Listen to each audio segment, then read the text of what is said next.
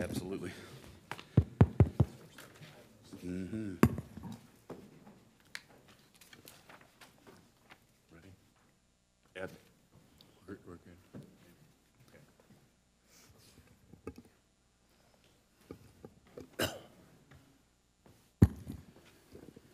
Good morning. At this time, we'll call to order the Board of County Commissioners I don't think so.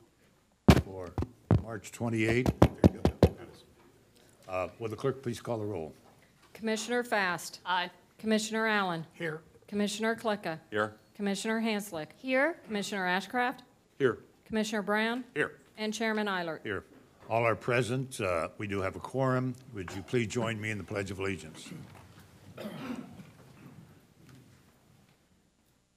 I pledge allegiance to the flag of the United States of America and to the republic for which it stands, one nation, under God, indivisible, with liberty and justice for all. There's only 4 commas in the pledge, not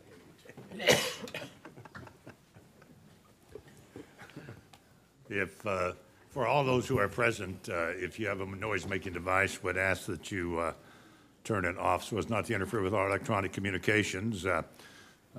This is opening day for the Royals, so we wish them all the luck, both with the game and the weather. We will all be in meetings all afternoon, so anyway, we wish them luck. We do have one presentation to make this morning. We'll do so at this time.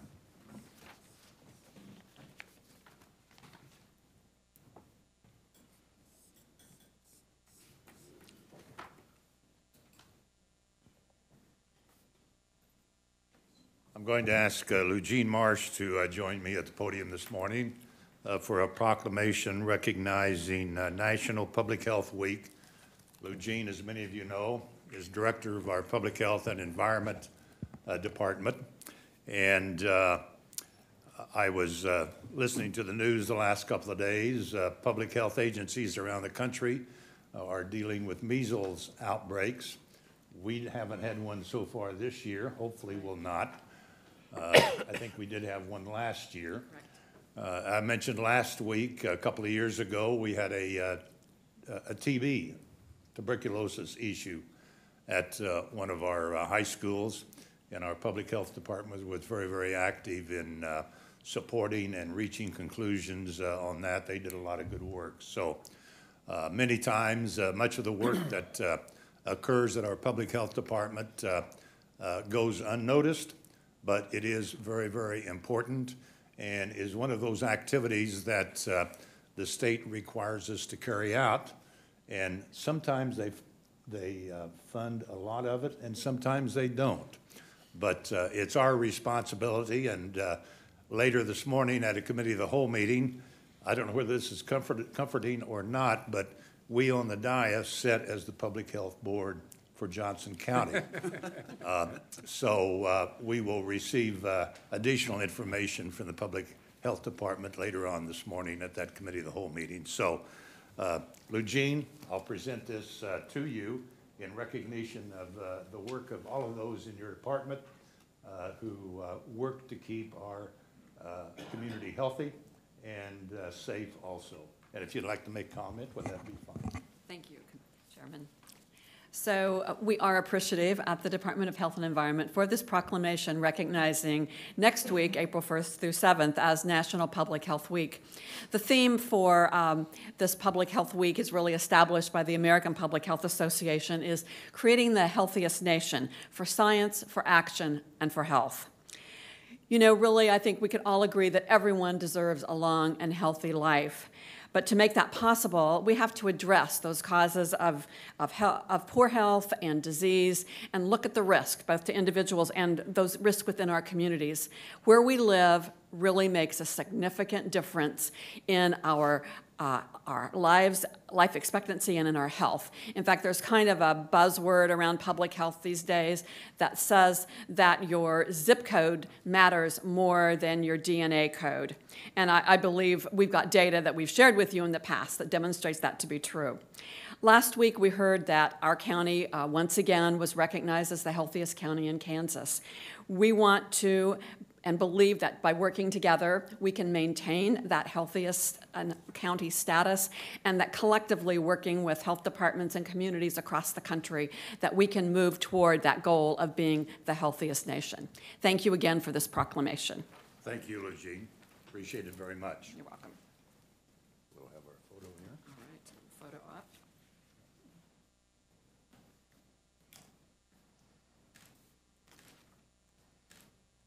Thank you. Thank you.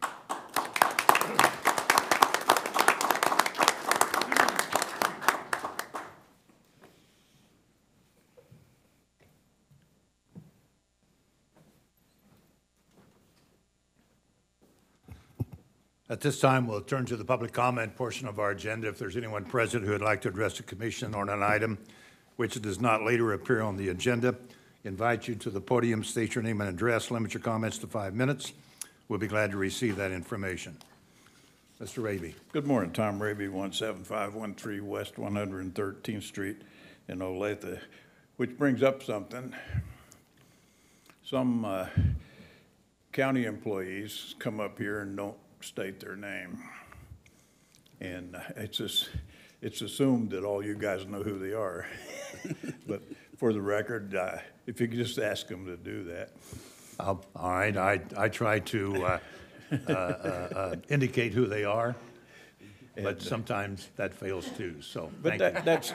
that's an extraneous observation on my part. And I'm good at extraneous observations. There is a history, Tom. There is a history in the past. I mean that as a positive sense. We're backing up real quick there, Mr. okay. Chairman. I was in the Navy. I'm tough. I nicest can take this possible stuff. My wife and I go to lunch around the county, and we prefer, although we go to some fast food franchise places occasionally, and but we prefer more the traditional places. Some of those have, they've lost a step, but we still like Pega's and Ronnie's in Lenexa, and we like Old 56 and the Santa Fe Cafe in Overland Park, and one we really like is Sunshine Grill in the Stanley area. But we found a new one this week, and it's Chinese, called Jasmine, 151st and Black Bob in Olathe. And if you're not from Olathe, you don't know that Black Bob is also Lackman Road when you leave Olathe. But if you leave Olathe by Lackman, by Black Bob to the north, you'll merge into Strangline, and Lackman disappears till you get over to Hugh Thompson's farm at 111th Street, AKA College Boulevard. But that's all just county stuff. And I do have a question for one of you guys. Maybe somebody could help me out and just send me an email or something. Where is the absolute geographic center of Johnson County? Based on In the geography, second not district, or population. third district. Well, I don't even care which district. I just want, I know it's in Olathe, and I know it's near where Catholic Charities is on Poplar Street there. And Mr. Raby, do you want to know where we think it is? No, you- Or where it is in reality? You guys have all this geographical talent in the county, so somebody could find that. We will research that. Thank you. Okay. Now, one final, almost final thing. A few years back, and some people will remember this, we had a string of students from a government class, and I believe they were from Gardner, but they could have been from DeSoto, that came in here regularly for Board of County Commissioners meetings. And then they kind of disappeared, and we haven't seen them for a while. I thought that was a great thing. These young people came up here, and I know county commissioner meetings are kind of like watching paint dry, but sometimes there's some real fire. And so these young people should, some government class, that should be an ongoing thing with some of the school districts, I would think. Because if we don't know how government works, we might be inclined to blame all of the federal government financial woes on a former governor of Kansas and get applauded for this statement. And if you don't know what I'm talking about, I'll explain privately. Thank you. All right, thank you. Someone else. I got to follow that, huh? 1971, I went in the Air Force. I wanted to get out of Kansas City. They sent me to Topeka, Kansas. Could we have your name, please? Oh, sorry, Terry Clark. Backing up to Mr. Raby's comments. I'm ready to go. About a year later, a fella came in. We'll call No, him Robert. your name and address, please. I gave her my information already. But for the record, please. Terry Clark. Thank you, And Mr. Clark. he was put on another crew. His name is Robert. And about 4 years later, I went to the Everett Traffic Control Center in Olathe. A year later, Robert came in. He's put on another crew. And nothing particularly interesting about him. His grandfather lived next door to my stepdad in Walcott, Kansas. And a couple of years later, Robert had a bad day. He murdered his wife, and he murdered his 3-year-old daughter. And I had a friend in the Wyandotte County DA's office that we went to high school together, and I called her up, and she said it was the most horrific murder scene they'd ever seen. He beat him to death with a frying pan, a hammer. He ice-picked him, he butcher-knifed him, and he scissored him to death. They asked him why he killed his 3-year-old daughter. He said, because she saw me murder her mother, and I didn't want her growing up with that. He got 2 life sentences in Lansing, and they took him away. About 3 years later, he got some young deputy gal to fall in love with him and helped him escape. And he was in Seattle for about 1.5 years. And they captured him, got him back, and he went back to Lansing. Now, something kept bugging me about this, and it's been almost 40 years. So I did something I've never done. I called a prison, Lansing, and I asked about this guy, and something just was nagging at me. And I said, I want to see how he's doing. I gave him his name, and he said, well, he's doing fine. I said, well, where is he? We paroled him 11 years ago. I said, you paroled a double murderer? He said, yes. I said, why? He wouldn't tell me, but he sent me to the parole people. And I called them up, and Kansas is divided into, and he can't get prosecuted for that. He wasn't, they don't know what she died of. Granted, she's dismembered in a box with him. Now, does somebody think these people should be running around? And that's what's going to happen. We're so bad on the mentally ill, it's unbelievable.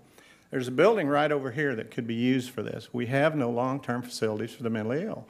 We have 143 beds in Osawatomie, 14 are allocated to Johnson County, and I heard a figure today that we're now up to maybe 600,000 in the county, and we're going to keep growing. We've got to get our priorities right. It's wonderful to talk about global warming and try to get a committee in Overland Park or to save a bowling alley in Overland Park. We've got to do something with mental illness. Does our director of Johnson County Mental Health meet regularly with the sheriff's department to say, hey, we got a new kid in, he's got problems, maybe we should take his car away, maybe we should take his guns away. We won't give him a fistful of pills, but we'll give him a 5,000-pound car to drive up and down the road. 2 weeks ago, a young man down in Mission decides to shoot at the school across the street. They get to him. I guarantee you they're going to find out he's got mental illness problems. Normal people don't do this stuff. And what are we doing with them? We're incarcerating them. The one yesterday, he should be in a mental institution somewhere, but we wasted a judge's time, a prosecutor, a defense attorney, the courts, and the police. We're spending a fortune on this stuff. And the only catch-all we have is the police. I did ask the sheriff's department how many of the 800 plus that are down at Gardner have mental issues and are on drugs and treatment. Half. So we've got a hell of a lot of people down there locked up that need help, that don't need to be there. And I'm not advocating to let these people loose, don't get me wrong. I just think we're perpetuating the problem and they're not getting any help. You want to talk about healthy? We're not healthy. We're kicking this under the rug and we got problems. I came in here a couple of months ago and complained about no security at the schools. Well, I got told by Mr. Foster in Overland Park, we've got plenty of security. Then some guy murders a guy in an Overland Park elementary school and shoots 2 more, hijacks a car, and they finally catch him. Now we got one down in Mission, and thank God he didn't go active on the school. We had time to get the police there to stop him.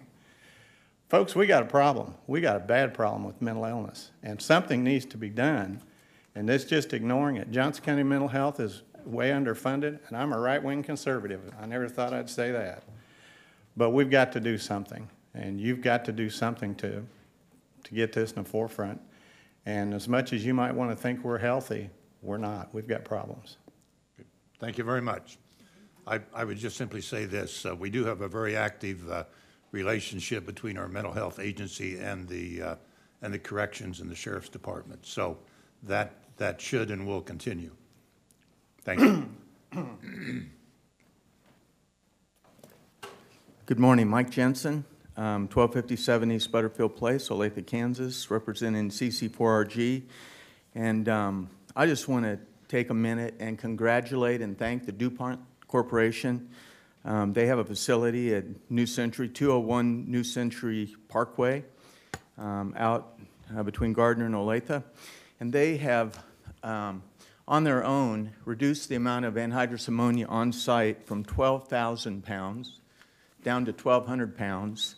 And furthermore, they've put it into 4 systems and isolated all the anhydrous ammonia in compressors. So the actual transducer of the coldness or the coolness is in glycol. So it's a hybrid thing that they're installing. And we just want to say thank you to them. They called a public meeting. We met at the Gardner Public Library. They answered all the citizens' questions about their upgrade, which actually there's a return on investment for hybrid, for hybriding the ammonia out of these, out of this process. So we just want to thank them. I also want to thank the county for keeping us informed, keeping us all informed. Thank you very much for that. And also, just want to make you aware, we talked about the safety of our school kids. It's tragic when someone gets into a school with a gun because of mental illness, but it would be even more tragic if 95,000 pounds of anhydrous ammonia that sits right next to ODAC, where all of our high school, junior high kids play their sports games on a Friday, Saturday night throughout the year. If the 95,000 pounds of ammonia that Tyson has in one system were to catastrophically escape, it would not only have an impact on all of our kids, adults watching a sporting event, but directly upwind is the Olathe Medical Complex. So, and DuPont, we thank you for being a good neighbor, citizen, and Tyson, we challenge you to follow their responsible lead and switch over to a system that reduces your ammonia down to as small of an amount as is economically possible. Thank you very much. Okay, thank you.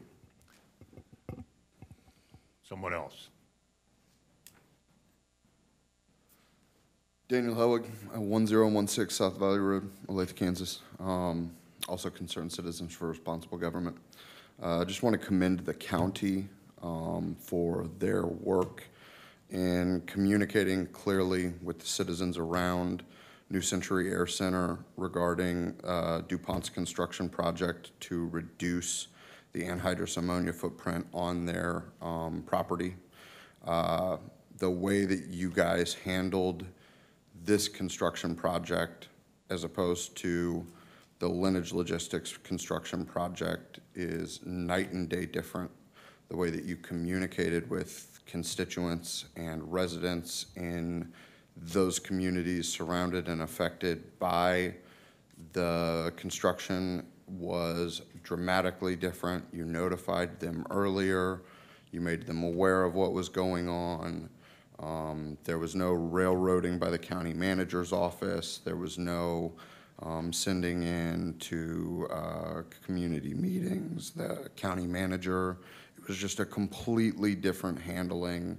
It was inclusive, it was loving, it was involved, and it was, you walked alongside the community in a way that was completely different. And everybody was receptive and eager to work with you guys. And it was just really cool. And yeah, you guys should be commended for that. So, yeah, no, we just want to sing your praises. Thank you very much. Okay. Thank you. Thank you. Is there anyone else? If there's no one else to be heard, that completes our public comment portion of our agenda.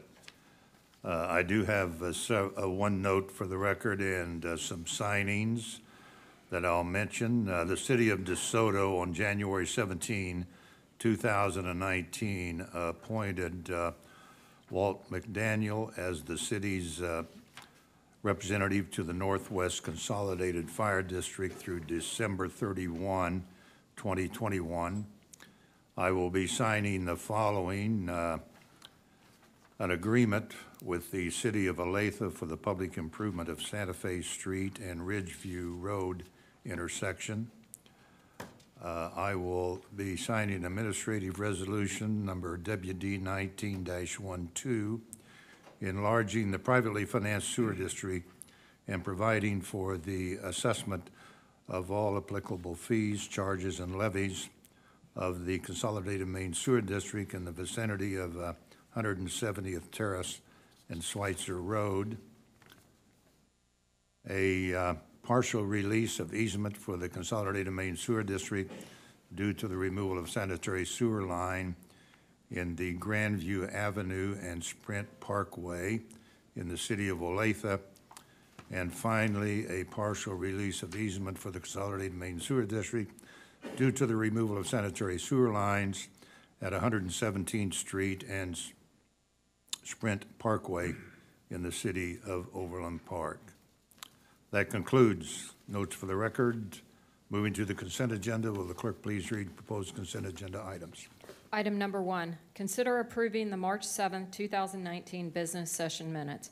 Item number 2, consider authorizing the expenditure of $135,890 by the Johnson County Airport Commission for the purchase of 2 tractors from the Can Equip Incorporated, utilizing a cooperative contract through a Sourcewell Cooperative number 021815-CNH agreement.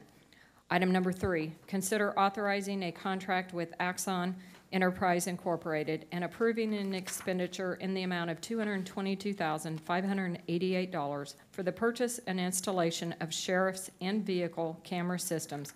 And item number 4, consider authorizing an assignment and consent to the county's agreement with the Springstead Incorporated for financial advisory services dated August 1st, 2018, request for proposal 2018-015 with Baker Tilly Municipal Advisors, LLC, and Springstead Incorporated, or with its wholly owned subsidiary doing business as Springstead Water or Springstead Human Capital Advisors, including any addendums and post-issuance authorizations upon the effective date of the combination of Springstead Incorporated and Baker Tilly Virchow Kraus, LLP.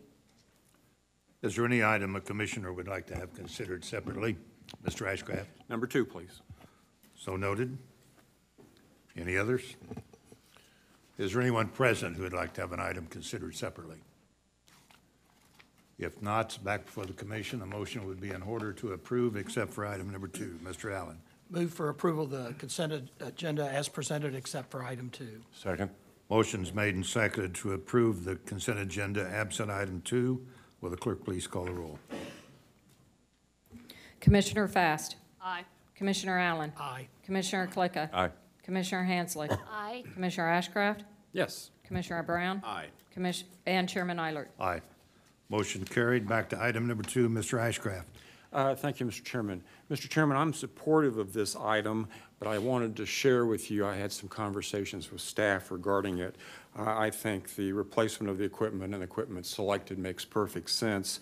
The challenge I have on items like this, though, Mr. Chairman, has to do with the selection process, and the Sourcewell Cooperative is a good baseline benchmark in which to compare. But generally, I would be much more comfortable if there was some indication by staff that they had reached out to make sure that something hadn't changed in the market since those cooperatives were developed. And I didn't see that in this case, but it's a fairly negligible amount, and I don't have that much heartburn, but I would encourage staff not just on tractors, but on all purchases, not just to simply rely upon cooperatives because it's necessarily expedient, but to make sure that we've reached out and know the current market trends. So with that, Mr. Chairman, I will make the motion to approve. Do I hear a second? Second. Motion's made and seconded to approve item number 2. Any further questions or discussion? Clerk, please call the roll. Commissioner Fast. Aye. Commissioner Allen. Aye. Commissioner Clicka. Aye. Commissioner Hanslick. Aye. Commissioner Ashcraft. Yes. Commissioner Brown. Aye. And Chairman Eilert. Aye. Motion carried. Moving to the action agenda. Next item. Item number 5, resolution number 010-19. Consider City of Gardner application number Z-18-07, a rezoning of 1.97 acres from M-2 General Industrial District to M-1 Restricted Industrial District to allow for on-site retail sales at 1000 East Santa Fe, Gardner, Kansas. Mr. Leipzig. Good morning, Mr. Chairman, members of the board. Jay Leipzig, Planning Department, Planning Director. This item is from the City of Gardner. It is within 1 mile of the Johnson County New Century Airport. It was brought before the City of Gardner on February the 18th, 2019, and that body approved this application. This is for a rezoning to allow from restricted industrial to allow on-site retail sales. It's a very kind of minor change for pet sales activities, or pet food activities, sorry. I've been there before. Mr. Leipzig, this is before us because of proximity to the airport. All bodies have approved it, is that correct? Yes, that is correct, All right. sir. Other questions? Is there anyone present who would like to address the commission on this item? If not, it's back for the commission. Mr. Brown? Thank you, Chairman. I move to adopt resolution number 010-19, approving the City of Gardner application number Z-18-07 for the reasons and subject to the stipulations set forth within the resolution. Second. Motion has been made and seconded to approve the resolution and as recommended. Any further questions? If not, clerk, please call the roll. Commissioner Fast. Aye. Commissioner Allen. Aye. Commissioner Clicka. Aye. Commissioner Hanslick. Aye. Commissioner Ashcraft. Yes. Commissioner Brown. Aye. And Chairman Eilert. Aye. Motion carried. Next item. Item number 6, application number SW-PPFP-3446, GA. Plat exception authorization numbers 3-28-19A and B. Consider a request from Thomas and Jan Duffy, applicant landowners, for a preliminary and final plat for 2 residential lots on 20 acres, Duffy Farms, located at 27585 West 183rd Street, zoned RUR, Rural District. Mr. Leipzig. Good morning, Mr. Chairman, members of the board. Jay Leipzig, the Planning Department. This item is brought before you from Thomas and Jan Duffy for Duffy Farms to essentially create 2 lots on their on this subdivision. It was brought for the Southwest Consolidated Zoning Board on February 27th, 2019. That body approved the application. Staff is also recommending approval of this application. Questions? Is the applicant present? Any comments you'd like to make? Yeah, just, just trying to do a refinance on my property. The bank advised me that if I split the property so that the house was on a piece of land separate from the rest of the farm buildings on it, it'd be a better rate and all that, so. For just the trying to- record, could you state your name and address? Tom Duffy, 27585 West 183rd Street. Okay. Thank you. Is there anyone else? There's no one else to be heard. It's back for the commission. Mr. Brown? Thank you, Chairman. I move to approve a preliminary plat and final plat for 2 residential lots on 20 acres to be known as Duffy Farms, located at 27585 West 183rd Street, for the reasons and subject to the stipulations recommended by the zoning board, and to approve a plat exception authorization number 3-28-19A and B for the reasons recommended by the zoning board. Second. Motion's made and seconded to approve the application and the plat exception as recommended. Any further questions or comments? Clerk, please call the roll. Commissioner Fast. Aye. Commissioner Allen. Aye. Commissioner Clicka. Aye. Commissioner Hanslick. Aye. Commissioner Ashcraft. Yes. Commissioner Brown? Aye. And Chairman Eilert. Aye, motion carried. Next item. Item number 7, application number NW-PPFP-3434LE. Consider a request from Phelps Engineering Incorporated, applicant, and Tescott Investments, Scott Cooper, landowner, for preliminary and final plat approval for one lot on approximately 3 acres to be known as Tescott in Section 34, Township 13, Range 22, Johnson County, located at 31825 West 135th Street. Mr. Leipzig. Good morning, Mr. Chairman, members of the board, Jay Leipzig, Planning Department. This item has been brought before you several times, and I'm excited to present it to you today because I think we have a resolution that all parties have agreed to. Staff has recommended approval, working with our legal team from the county as well as the applicant's legal team. This was brought before you on February 14th. It was remanded back to the Northwest Zoning Board. That body on March the 18th reviewed this application and also recommended approval. Essentially what the stipulation, sorry, I skipped over my slide. The stipulation is that if development should occur in the future, the owner of a benefit district is created, they will participate in that benefit district. It does allow the access to remain in its current status until development occurs on the surrounding properties, which I think really is about the best compromise we could come up with from all of the parties. And with that, I'll stand for any additional questions you might have. There's also additional waivers associated with the application because of that as well.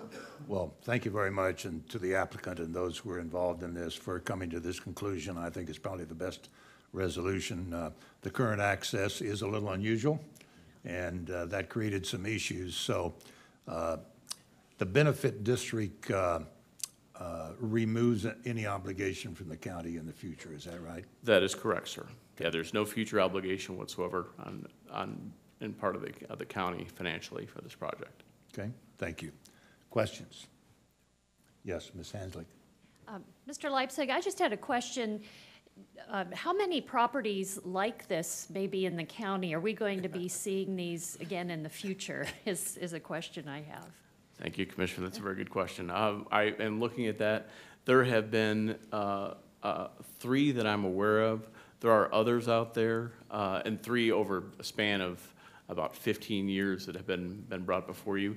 There are some out there, but frankly, it's very, very unusual to have a parcel that doesn't have direct access. I think, and this is a case in point where it was a mortgage parcel that was a deed in lieu of foreclosure. I can't imagine that happening unless we had a similar situation like in this particular case. So not many. I would say maybe less than 5% total. Yeah. That's good to hear. Thank you. Any other questions? Just one comment. Yes, Mr. Brown. I would just offer the observation that it's been a long road, pun intended, and that if there is going to be another exception to this anytime soon, Commissioner, you can expect that to come from the Big Six. So we love one-offs. So thank you. All right, thank you. Is the applicant present? Any comments you'd like to make? All right, thank you. Mr. Phelps. Thank you, Mr. Chairman. Commissioners, my name is Harold Phelps, 1270 North Winchester, Olathe, Kansas. I am representing Tescott, Scott Cooper here this afternoon. We have worked with staff. We have worked with the planning staff as well, and legal and planning staff. We agree with the stipulation that's set forth and am happy with that stipulation. Just wanted to go on the record of stating that and appreciate all the work that was done to get this, in this. Questions of Mr. Phelps? All right, thank you. Finally. Yeah, thank you. Thank you, sir. Is there anyone else? All right, if not, it's back before the commission. Mr. Brown. Thank you, Chairman. Man, am I happy to do this. I move to approve a preliminary and final plat for 1 residential lot proposed to be known as Tescott, to also approve a request for 5 minimum infrastructure requirement waivers from all of the required minimum street infrastructure for RN-1 residential lots, and to also approve a plat exception request to allow the proposed lot to have no frontage on a street, instead having at least 35 feet of frontage on a street as required by the regulations, for the reasons recommended by the zoning board, and the other evidence in the record that supports this decision. Second. No. Motion's made and seconded to approve the application and the exception. One question I have, Mr. Leipzig, I assume there will be some kind of entry on a real estate document somewhere that identifies the requirements for the Yes, benefit that is district, correct. is that right? The stipulation will be on the plat itself. So we will not lose track of that. Very good. Any other comments? Yes, sir. Yes, Mr. Clifford? Compliments to you, Jay, and those involved. I know this was tough, trying to weigh policy with the needed exceptions and waiver, but I appreciate you being diligent in getting this thing moving. Okay. Mr. Brown? Just one comment, echoing Commissioner Klicka. Thank you, Jay and Mr. Lipzig, and to the entire planning staff. That I know that this was a struggle, and I appreciate the patience of the applicant as we work through this. I'm glad we're appears headed to a decision on this point. We can get this taken care of. So, thank you.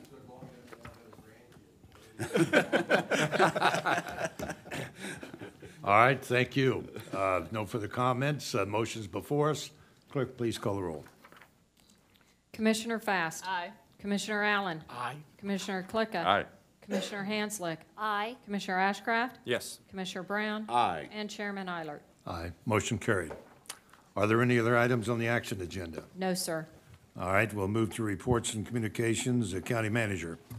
Chairman and Commissioners, we have several items for you this morning. First, I'd ask Jay Leipzig to stay at the podium because he wanted to cover the contractor licensing spring education seminar. Good morning, Mr. Chairman, members of the board. Jay Leipzig, my last time today. I appreciate the opportunity to come before you. I wanted to introduce a new staff member. I'm very pleased to announce that Jim Sherman is our contractor licensing program manager. Jim has about 27, 28 years of experience as a building official, a building inspector, and actually Jim and I began our careers together at the same time in Lawrence, Kansas. So it's been a long time, long road, but I'm pleased to announce him, and he's going to tell you a little bit about the seminar we have next week. Very good, thank you.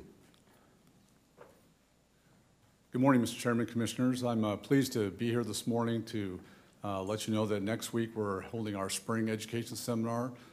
We put high expectations on ourselves because we're a national leading organization, and I wanted to extend an offer to all of you to make a trip out to the Open Park Convention Center. We have lunch each day, Monday through Wednesday, and maybe stop by some of the vendor booths and maybe take part in some of the observance of the education program. So I want to let you know that the success of the program is moving forward. So thank you. Okay. Well, Mr. Sherman, congratulations. And I know that you're aware this is an outstanding program that is nationally recognized. And beyond that, it does benefit local consumers for the contractor licensing and education program that's conducted. And how many people will be attending? 3,000? We have about 2,200 seats, and we are just about sold out already. So we're actually doing some overflow right now. Okay. Very good. Thank you. Yes, sir. Thank you. Next item is Upfield Sourcing US Inc., and formerly known as Unilever. So each year they need to do an annual certification and give you an update on their performance agreement related to their tax abatement. So we have received that, and it's due by January 31st. It goes to the Airport Commission, and you can see Airport Commission staff report. Aaron's coming forward if you have questions. And so based on that, they are deficient by one employee by the employment numbers. They have until July 31st to comply. So we will report back to you at that point should you choose to do anything related to that. If you have questions, Aaron's here to answer those. And then I don't know if you want me to see if there's questions before moving to the next one. Doesn't sound Go like. ahead. Okay.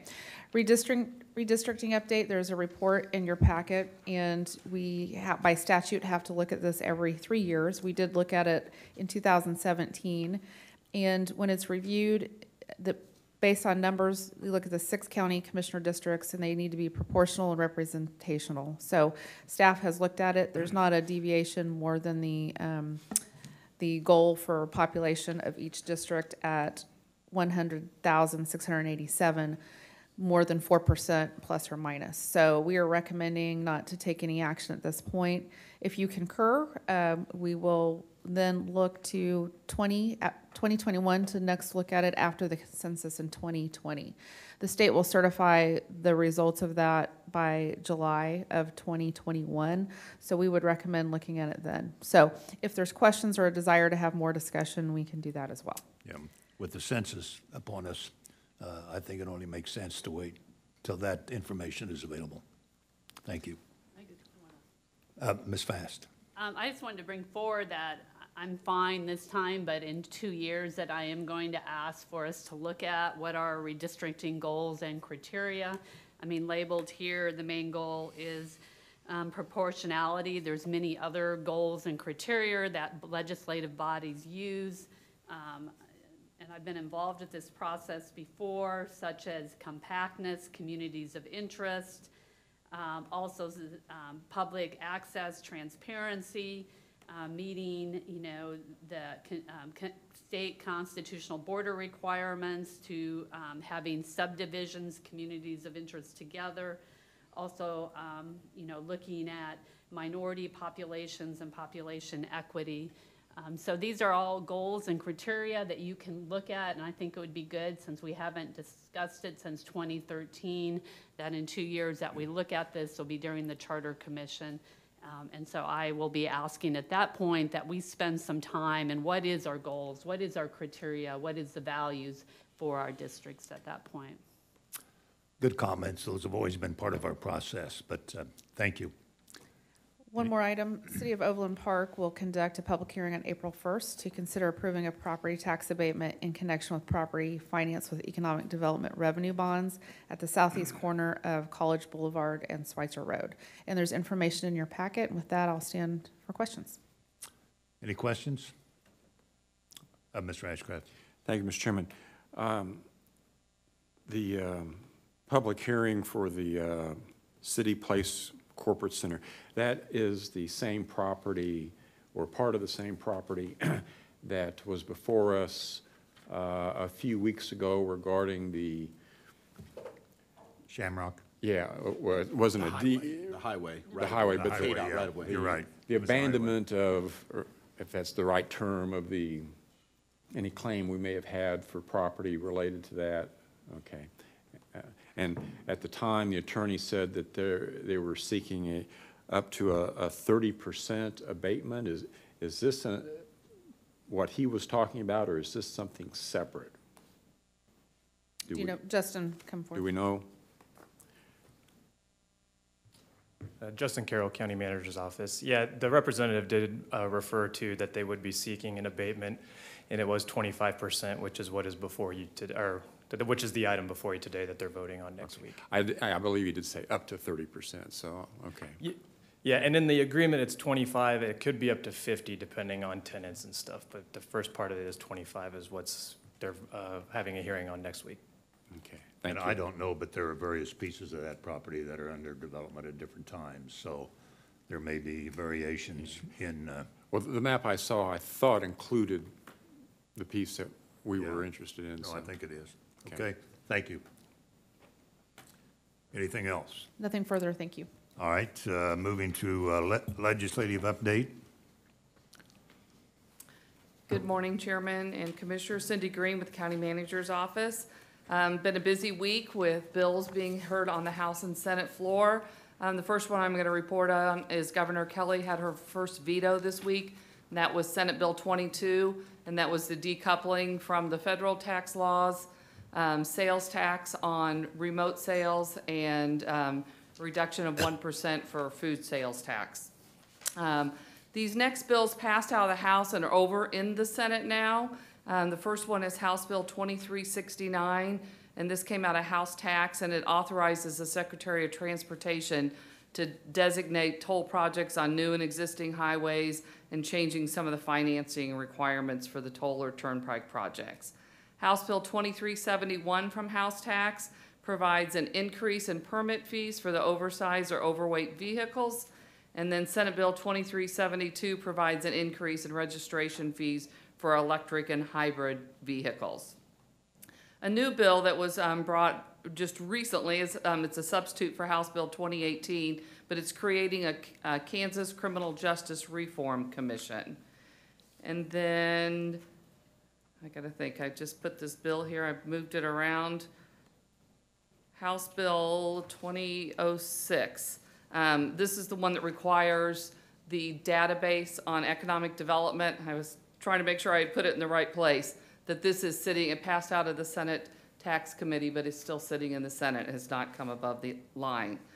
Some other bills that I'm gonna report on are now in conference committee, and just to let you know what a conference committee is, this is typically passed one House and one Senate, different variations of a bill, and it's made up of 3 House and 3 Senate members, and it's typically the chair, the vice chair, and the ranking minority member. Some committees also have bills that have passed out of just one House that they can pull into at any time and add to it, so it's really a complex time this next week to watch what's happening, and things are already starting to go with some of the conference committees. But some of the bills that we already started watching yesterday in the Budget Conference Committee was in regards to our IDD population, because we had different things pass out of the House and Senate. So right now, after 2 rounds yesterday, our IDD population, the 2% and the increase for staffing and such still remained in there, but we're cautiously optimistic that we'll continue to stay in there. Some other bills that are sitting in conference committee that'll start being heard next week is, it's called substitute for Senate Bill 130, and this is Senate Bill 129 and 130 that they placed in this bill.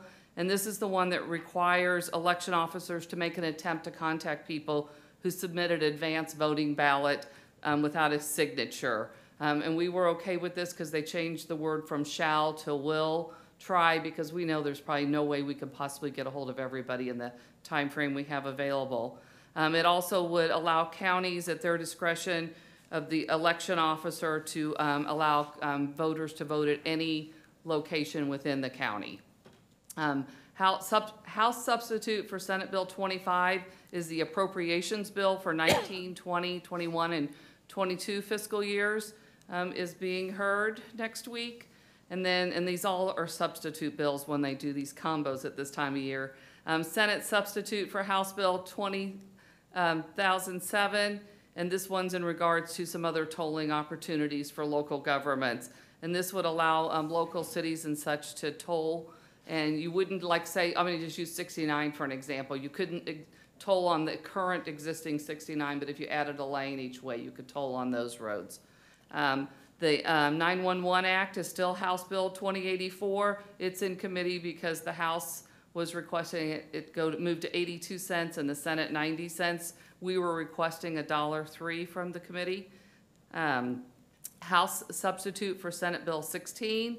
This is in regards to the Education Act and some of the financing from there. So we'll see, there was different bills came out of both House and Senate. Then Senate Bill 15 and House Bill 2031 both came out, and this is the one in the definition of service connected for the firemen and police retirement system. And then finally, Senate Bill 104. This is a new bill. Well, it's not a new bill. It's a bill in regards to taxpayers, and if you use a company, how the signatures must be done and such. But they melded in our Senate Bill 91, which we are watching in regards to the Homestead Act, and they're requiring it, it looks like it's a property tax lockdown on it. And so we're trying to research it and understand the full impact on it. This just happened yesterday afternoon. So staff is looking in that, and we'll get you more information as that one goes on. But we're watching that to see, because it was introduced as an income tax refund, and now they're looks like it may be a tax refund. So that is all I had one more bill. Oh, and just that Governor Kelly the Senate did confirm her appointments to Mark Burkhart as Secretary of Revenue and Julie Lorenz as Secretary of Transportation this week. And I'm open for questions. Okay. On the homestead, it could be a freeze, is that right? Yes. Be a Which property seems to me tax would free, raise so some we're trying to questions about understand how that would uniform work and the impact. So anyway, we'll see what happens there. Questions, Michael? Thank you, Mr. Chairman. Ms. Green, very good report as always. And if you don't know the answer to this, maybe we can meet offline, but I was wondering, what's the genesis, the motivation behind the toll road changes? I just trying to figure out how that works, what the thought process is. So if you have a good answer now, great. If you want to visit offline, I'm not trying to put you on the spot. I don't have a good answer. Well, Jim but it Allen looks like does. Commissioner Allen does. Because he's All right. that probably came out of the tax. Yeah, one of the items that the task force that was appointed, if a road was told it would be a new lane, an example, for some reason, K-10 wanted to add lanes because of limited resources at the state level, that if a lane was added, that one lane would be tolled, the rest of it. I think the bill requires that the roads that are no cost right now to drive on would remain. Oh, So- no cost roads, huh? Well, I mean, you don't additional. you don't pay a toll, no additional cost. But if you, it's a way to, in high-density areas where the traffic volume is sufficient, to have an alternate financing mechanism. Otherwise, some of these situations, frankly, may not have funding for longer than 10 years and to release some of the congestion. Is it any way related to some of the discussions we've had about, I'll call it an outer loop that would go through the It could, that would be new construction, it could Okay. do that. All right, thank you. The question always is there going to be enough revenue generated by the tolls in order to pay? Ms. Ansley? Thank you. Ms. Green, I just had a question. You'd mentioned, Bill, about the intellectual and developmentally disabled population. And I wondered, and we can talk about this offline too, but I'm wondering what the impact of that could be on Johnson County. Just this week, we had our Board of County Commissioners joint meeting with the Johnson County Developmental Supports Board and staff.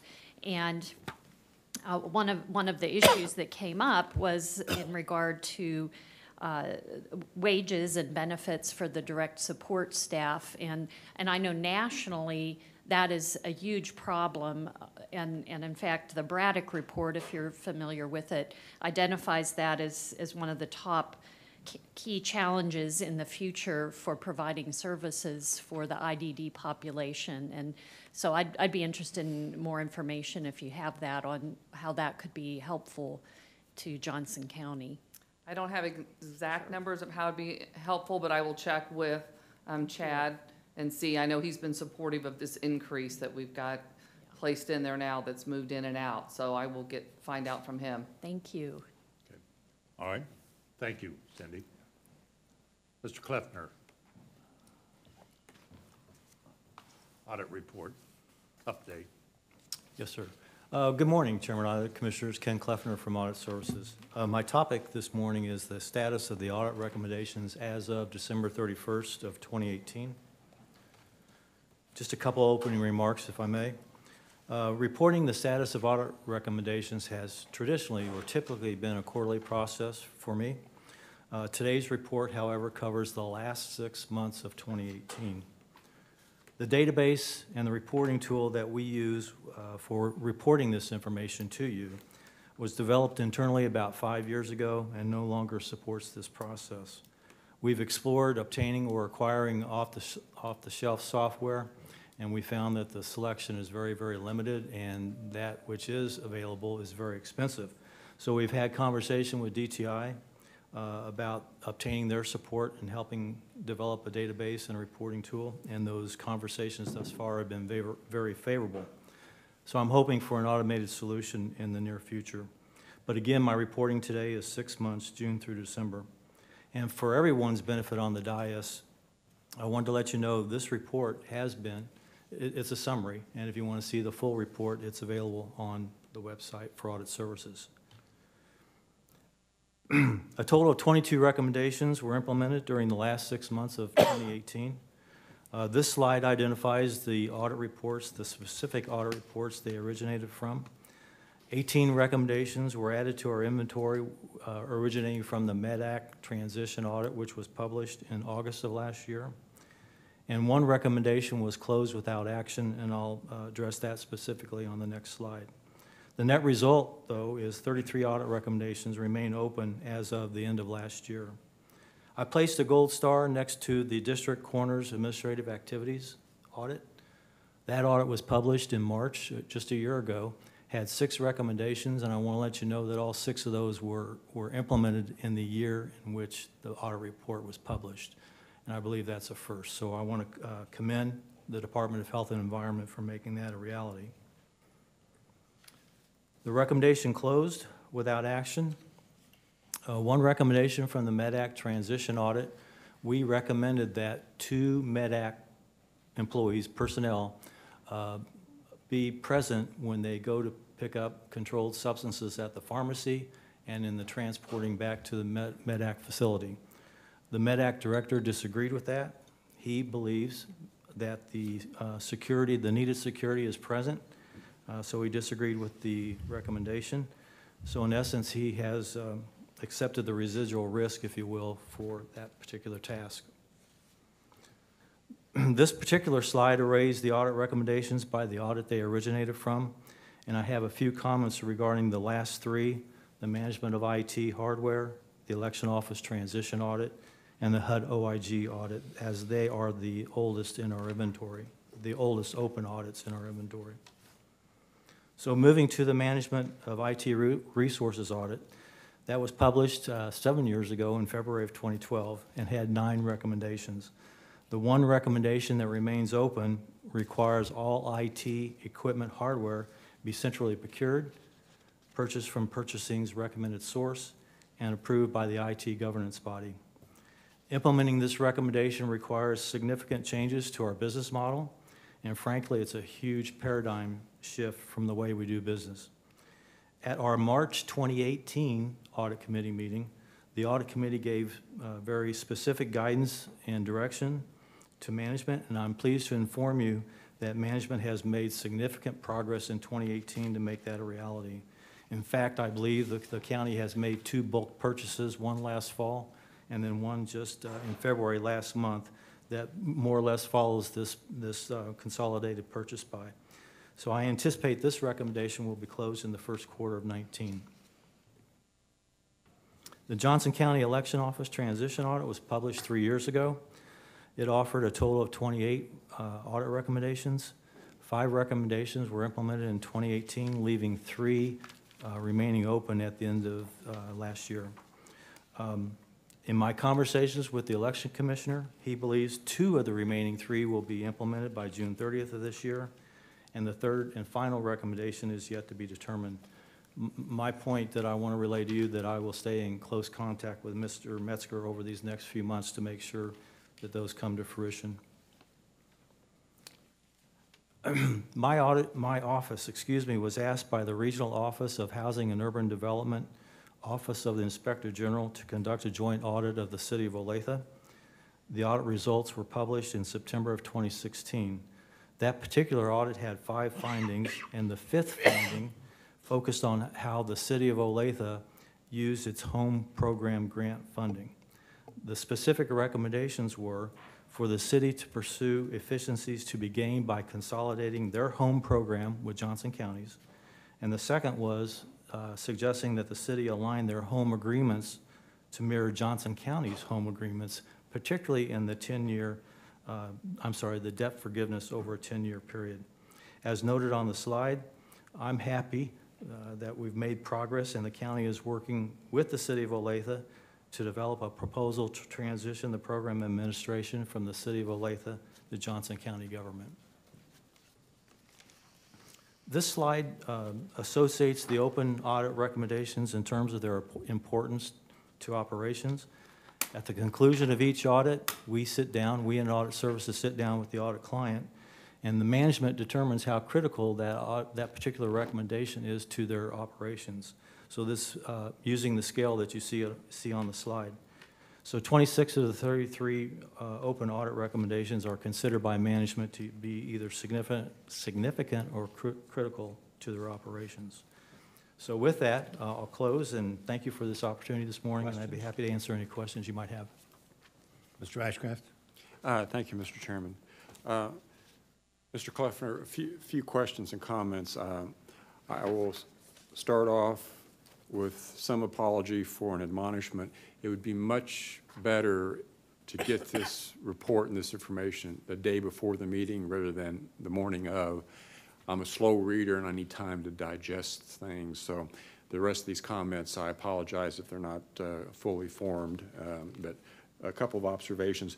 And I'd be interested in understanding more fully from the chief what the compensating controls are. I think management has the right to disagree, but since that's an area that has the perception, if not the reality, of potential issues, I would like to just learn more, and we can do that offline. I don't think the chief is here, so I just offer that as an observation.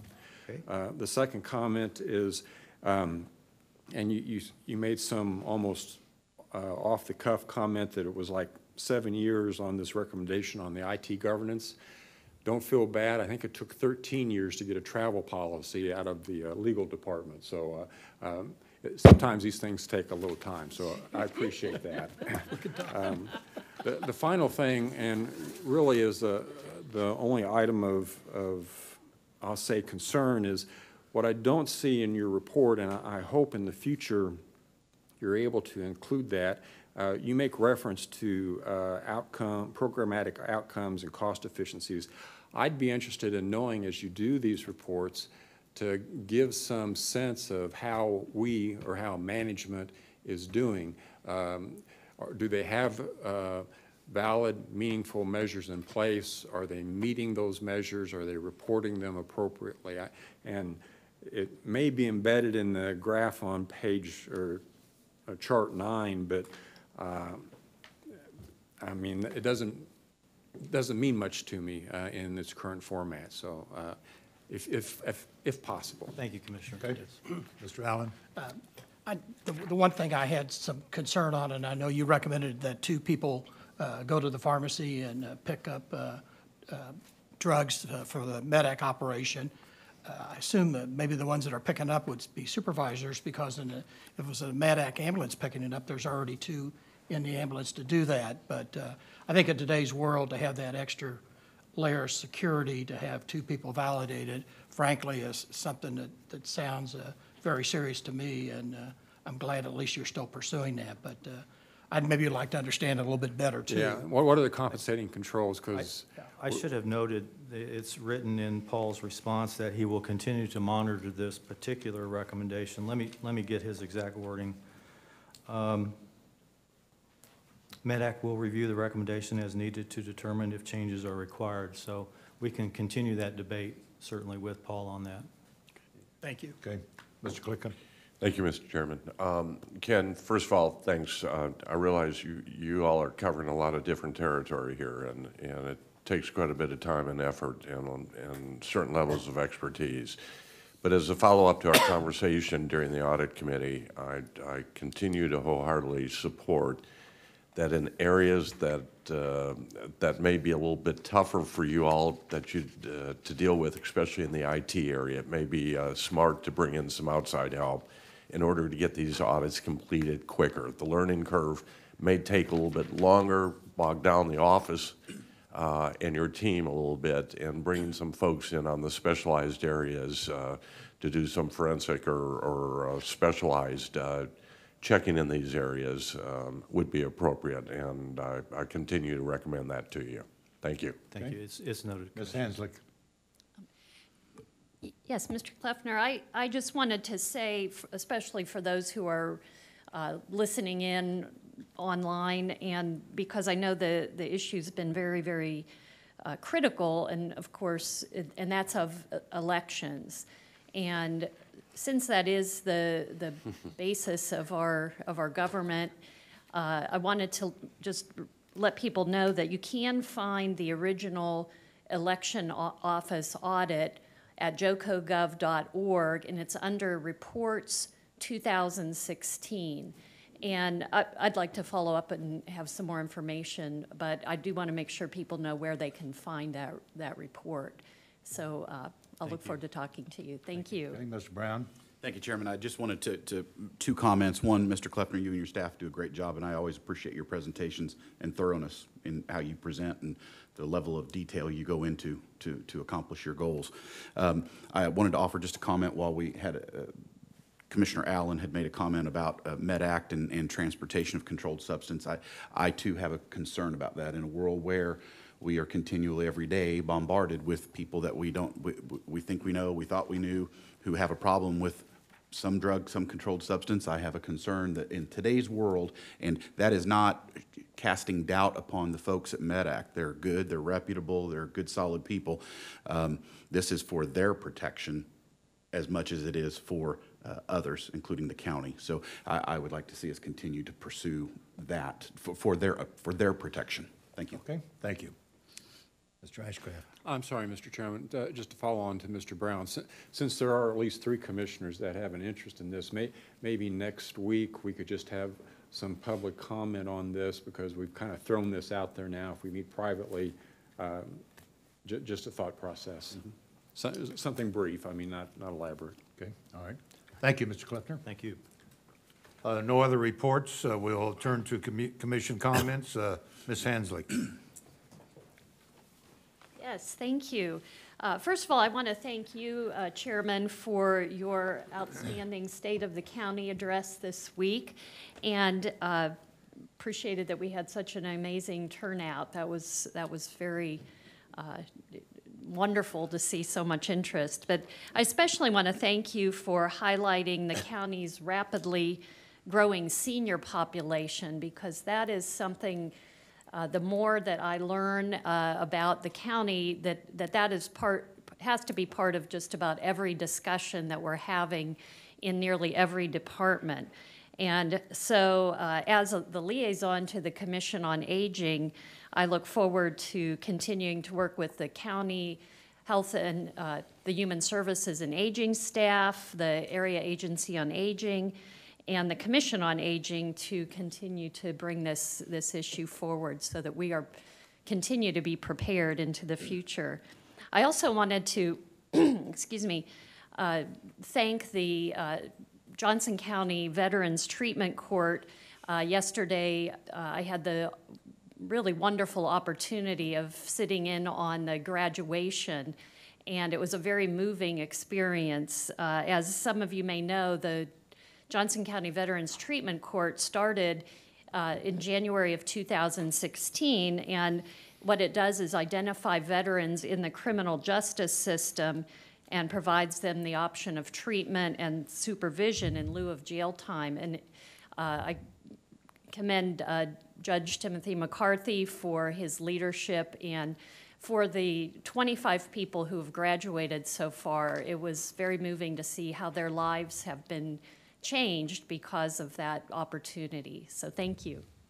Okay, thank you, Mr. Brown. Thank you, Chairman.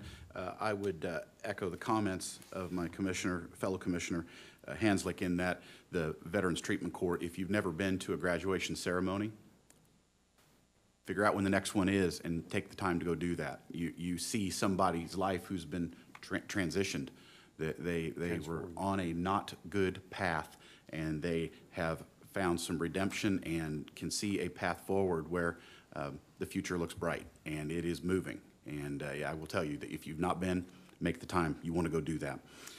On Monday, I attended a ceremony where a $2,000 check was received for the Gold Star Family Memorial from the KC, Kansas City Veterans Employment Coalition, and it's $2,000 more toward our goal of getting that memorial built. Let's see, tomorrow, March 29th, is National Vietnam War Veterans Day, and would just like to point that out to everybody. Sometimes that particular one gets lost in the shuffle of other things, and for those who went to Vietnam, served during that period, they have my never-ending gratitude, and wanted to bring that to everyone's attention. And then I never miss a chance to congratulate and harp on Johnson County Contractor Licensing and how wonderful the program is, and my fellow commissioners are grinning because they know I'm going to do this. As a person who was involved with that program from the get-go, I couldn't be more thrilled with what it's become, what it's matured into, and the program that it is. It has been a joy to watch. I will be there as a student attending on Tuesday because I am a contractor and I have a license in Johnson County. So I'll be there on Tuesday. And again, if you've, fellow commissioners or have been invited, if you've not attended to see what that looks like, it's impressive. It's very impressive. I encourage you to join. Thank you. Very good, thank you. Mr. Allen? Yes, I'd like to also congratulate the chairman on an excellent county, State of the County address. Received very positive remarks. It's nice to be part of an organization that's doing, in my opinion, an outstanding job. One quick note, I attended a Kansas City area transit board meeting yesterday, and they approved a $25,000 contract to UPass and micro transit project tie-in with Johnson County Community College. That micro transit program is going well, and the more we can extend it is a great program. And the staff at KCTA wanted to make me say that Josh Powers was very instrumental in this, did a great job, and that program is off to a great start. Thank you. Okay, thank you, Mr. Ashcraft. Thank you, Mr. Chairman. Mr. Chairman, I thought you did a good job yesterday. Maybe a very good job, but you were outshined. I have to commend Jill Geller for keeping up the pace of that run through Johnson County. I'm not sure you nor I could keep up with her. So good job on the scripting and production to the PIO staff and whoever was involved in that. It was pretty slick. It was pretty slick, so good job. I could never top Jill, so I understand. We all are in that position, Mr. Chairman. I did want to turn a little bit on the conversation, though, and Mr. Jensen left already, and I wanted to thank him for his comments on the county's efforts on the DuPont issue. I appreciate that very much. I just hope that the media that may be in the audience or watching online gives it just half as much press play as they gave the previous discussion of anhydrous ammonia at the airport. So thank you to city staff, Mr. Aaron Otto, if you're here, thank you, and so forth. Mr. Chairman, thank you. Thank you, Mr. Klicka. Thank you, Mr. Chairman. I tried to stream your State of the County in Italy, but was unsuccessful. But I did get some text pictures that we won't discuss right now. But I do have copies left. Thank you. But I'd like to follow up on one item with Commissioner Hasluck. As she pointed out, I'm very much aware of the comments and the information you provided to the public relative to the aging population. And Commissioner, as you pursue this issue on aging, I'm going to be extreme strong supporter with you on that, especially when it comes to engaging the public and having some type of public forum or a goal-setting process. I think it's well needed. We need to be on the front end of this, not on the back end. So thank you, Commissioner. Finally, I want to echo Commissioner Ashcraft's comments relative to the comments made earlier during public speaking with gentlemen on the guest issues. Jay, to the team and county manager, considering what we went through the last time around, it appears, at least from the public perception standpoint, you hit a home run here, and congratulations in trying to deal with this issue. I'm sure Thank there'll you, be but an expose in the Star. It was really planning staff that really led that effort, so Jay should get the thank you. Ms. Fast? Yes. I just wanted to. You're done. Yeah. Am I finished? Yeah. Are you finished? Yeah. He's ready to go. Thank you. There are other items we need to attend to this I morning. wanted to highlight the poll. That was just a Take your time. Great idea. And maybe we can engage the public at future meetings. Yes, no. So one of the issues that was highlighted at the State of the County was the suicide, 1 in every 4 days in Johnson County. I'm the liaison to the Johnson County Mental Health Board. It was reported on Monday additional suicides in the Blue Valley School District. And last week met with the Mission Hills mayor, who that mental health is a huge concern in Mission Hills. Also met with again, the Prairie Village mayor, both talked about mental health issues. And so this is an issue that is not about economic boundaries, geographic boundaries. It's a county need that we're facing, and continue to work on this. And my commissioners, I brought it forth as a priority, and I look forward to working with my fellow commissioners on addressing this need. Also would like to talk about that there's 526 individuals on our waiting list for individuals with disabilities, and how that state funding really impacts the county services that we can provide, and why we have Ms. Green speak every week, and this county's very involved on that county-state relationship. Okay, thank you.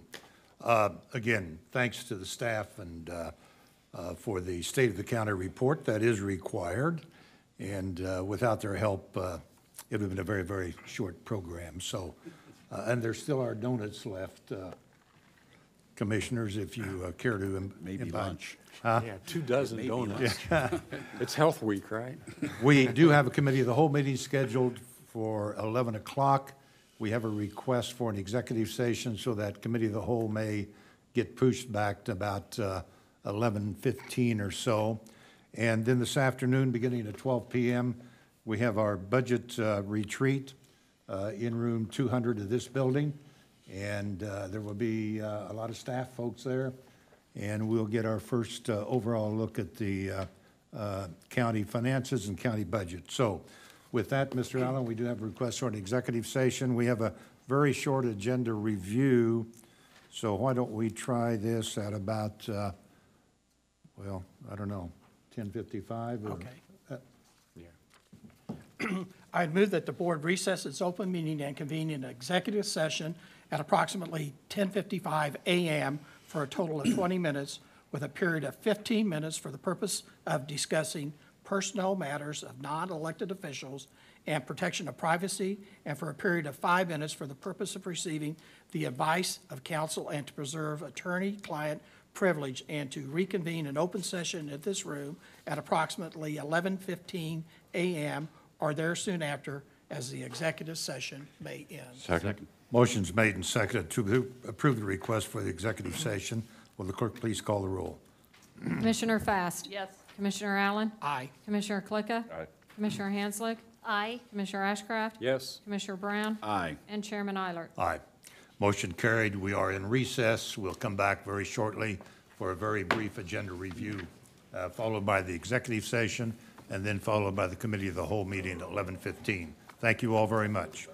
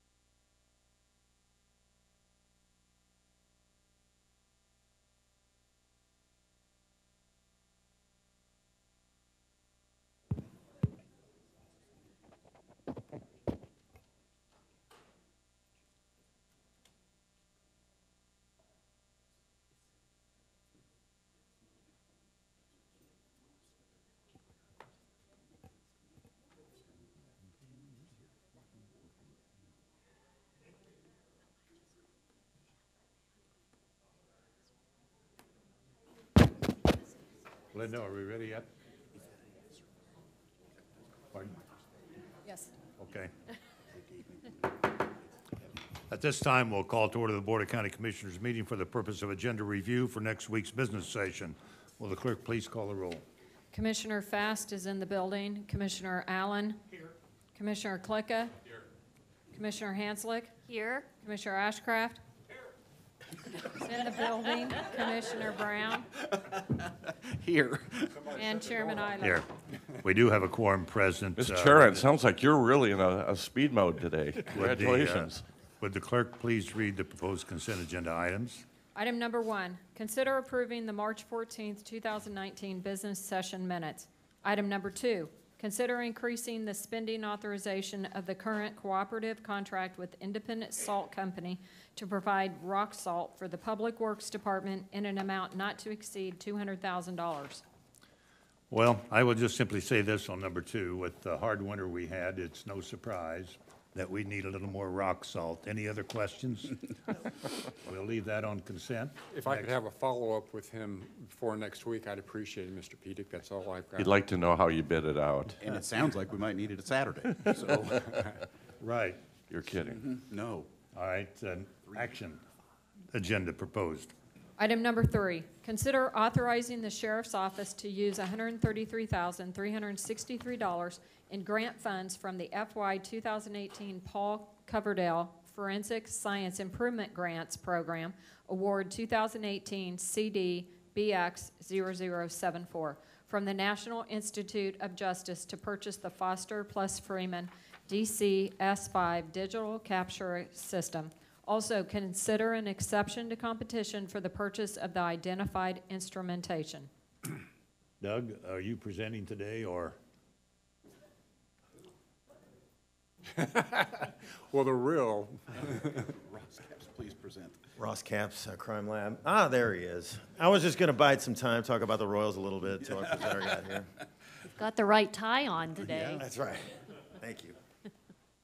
Could we have a short presentation on this item? Comments? All right. David Wright, Assistant Director with the Johnson County Crime Lab. So in the first quarter of 2018, the Crime Lab submitted a competitive grant application to the Paul Coverdale Forensic Science Improvement Grants Program, which is managed by the U.S. Department of Justice, National Institute of Justice. In September of 2018, the lab was awarded that grant by the Office of the Assistant Attorney General, and Sheriff Hayden accepted that award on behalf of the organization, as it was below the $150,000 threshold. Solicitations for the Coverdale Grant Program require proposal of projects designed to improve the quality and timeliness of forensic science services. And in 2018, if you remember, the board authorized acceptance of a similar grant in the amount of $233,000 at that time. Approximately $92,000 of that award went to our latent fingerprint section, with a project focused on reducing backlog of cases. That backlog of cases had grown to nearly 900 cases, and we utilized those funds to fund 1,480 hours of overtime. And it was wildly successful and reduced the backlog of that section by over 65%. In that same vein, to continue on with that program, the success that we realized from that program, the laboratory applied for this particular grant, looking at efficiencies to be gained within the latent fingerprint section. As we can no longer rely on those overtime hours to work more cases, we need to be more efficient in the way that we work those cases. So this particular grant focused on funds to purchase a all-in-one digital imaging camera system. So this not only allows for, it basically takes a process that's part science and part art on our part. So capturing these digital images, comparison quality images of fingerprints during the evidence processing steps involve multiple systems as it currently stands. Cameras, light sources, media cards, and these are resources that are shared throughout the entire laboratory, so several back and forth motions between different areas. So this system would allow for all-in-one processing. It has all those light sources. the PC system, as well as it allows for consistent processing, takes the art portion out of it and makes it more consistent, easier for our examiners to do.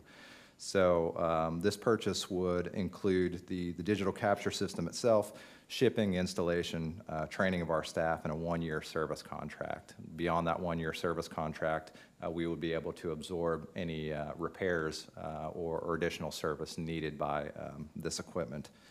So in addition, we're also seeking the exception to competition because of the unique nature of the requirements for the laboratory and the system. We specifically identified this particular system in our grant application. So we're seeking that exception to competition as well for the purchase of this item. Okay, all right, questions? Mr. Ashcraft. Thank you, Mr. Chairman. Consent's okay as far as I'm concerned, Mr. Chairman, but maybe before next week, you could educate me a little bit about the process evaluation, the efficiency efforts that you're having. I appreciated what you said, but I'm inquisitive in that area. Absolutely. Thank you. Okay. Consent? All right, so noted. Are there any other items? No, sir. All right, that concludes our agenda review. We are adjourned from that portion of our meeting. We continue in recess from our original business session, and we'll move immediately to the executive session in the conference room. Thank you all very much. Thank you, Mr. Chair. Thank you.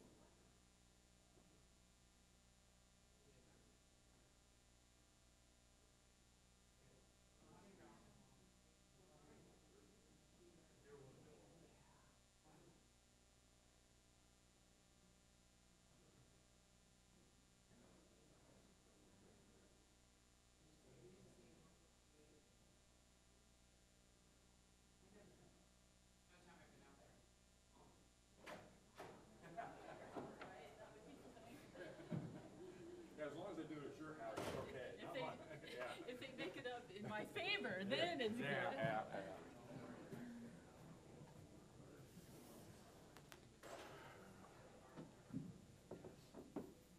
Oh, the paper's Oh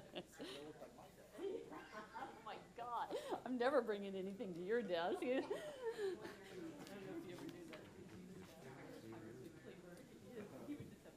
The record will reflect that at approximately 11:15, we reconvened into open session from the executive session. No action is required, so we are adjourned from our regular business session. And we will begin our committee of the whole meeting. Lou Jean, I see your staff is assembled, so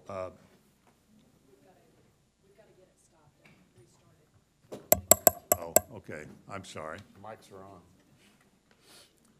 Yes, we are. But the recording device is not fast. Yeah, I'm Michael, he's Mike. Don't get that mixed up, because you called on Michael, and it's just like, I didn't have my calls come. I tried to remember that. I caught that too. Yes, right. Sorry.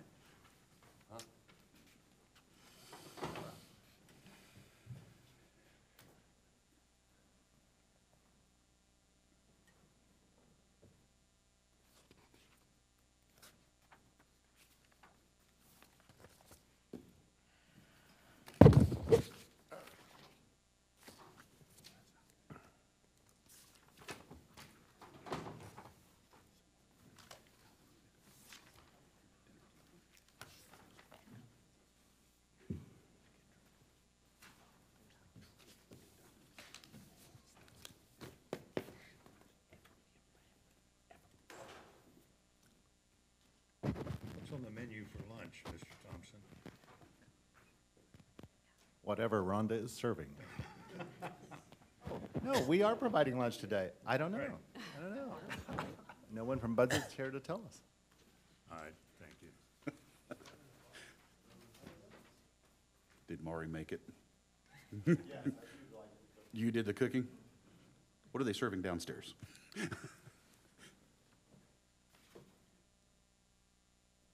We have to wait on our electronics to reorder itself. Are we ready? All right, at this time, we'll call to order the Board of County Commissioners for the purpose of our committee of the whole. Will the clerk please call the roll? Commissioner Fast. Yes. Commissioner Allen. He's in the building. Commissioner Klicka. Here. Commissioner Hanslick. Here. Commissioner Ashcraft. Here. Commissioner Brown. Here. And Chairman Eilert. Here. We do have a quorum present. Our subject today, we are sitting as the Board of Public Health to receive a report from our public health officials. So, Ms. Marsh. Thank you, Chairman and Commissioners. We appreciate the opportunity to have this time with you this morning. We have 3 topics that we hope to cover. We're sensitive to the time constraints that we have this morning, so we have a backup plan if we can't cover all 3.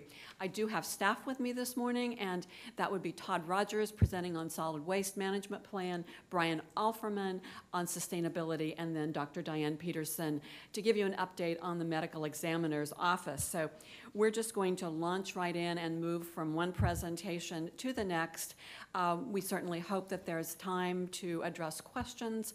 And I'm going to turn it over at this point to Todd. I would like to thank the rest of our Department of Health and Environment team members that are here watching and would certainly be additional resources as needed. So, Todd? Okay. Well, thanks for having us, Commissioners. My name's Todd Rogers, the Environmental Division Director for Department of Health and Environment, and I'm going to be talking to you a little bit about planning for the future of solid waste. As you can see in your packet, we've got a solid waste management plan that we're right in the middle of doing. Burns and McDonnell were our consultants that we hired to help us in that endeavor. And so I'm going to talk about that. I'm going to talk about some of our strategies that we're looking at for our 2019 plan, and then look at some future infrastructure needs that we're going to have in Johnson County in the future here. So a little bit about the requirements. We are required by statute to do a 5-year solid waste management plan. We have a solid waste management committee comprised of citizens, of cities of the first class, second, and third, as well as people from the industry and various organizations. Commissioner Fast sits on that committee with us as well. So again, the major plan revision is underway and scheduled to be done September of 2019. Excuse me, I should note at the outset, no action is required today. This is to receive information. That is correct. Yes, Correct. Thank you. So as you can see on the project schedule, we hired Burns McDonald to help us with data gathering. They're looking at trends, benchmarking, things like that, other cities and municipalities and what they've done with their solid waste issues. January through March, we're looking at, we've done committee workshops, looked at, tried to narrow or focus down a little bit from a broad range of things that we could look at in our plan down to a more manageable number of things. April, we're scheduled to do a couple of community engagement meetings, one with the public in general, and then one with the industry folks. And so those are scheduled for April. You all will be invited to those as well. And then we're looking to have a final draft to our Solid Waste Management Committee sometime in July, and then August, a final draft to you all, and then we have to submit to KDHE by September. So that's just kind of the timeline. So historical plan success, why do we plan? Well, because we have success in diverting waste. Why do we want to divert waste? Because the landfill is a very valuable resource that we have here in Johnson County. I know a lot of us, including myself, maybe take it for granted that we have that facility here, but it really cuts down the costs of our residents in not having to haul waste to 2 counties over, to another landfill. So you can see our success on there. We've gone from 21% to 29% in 2012.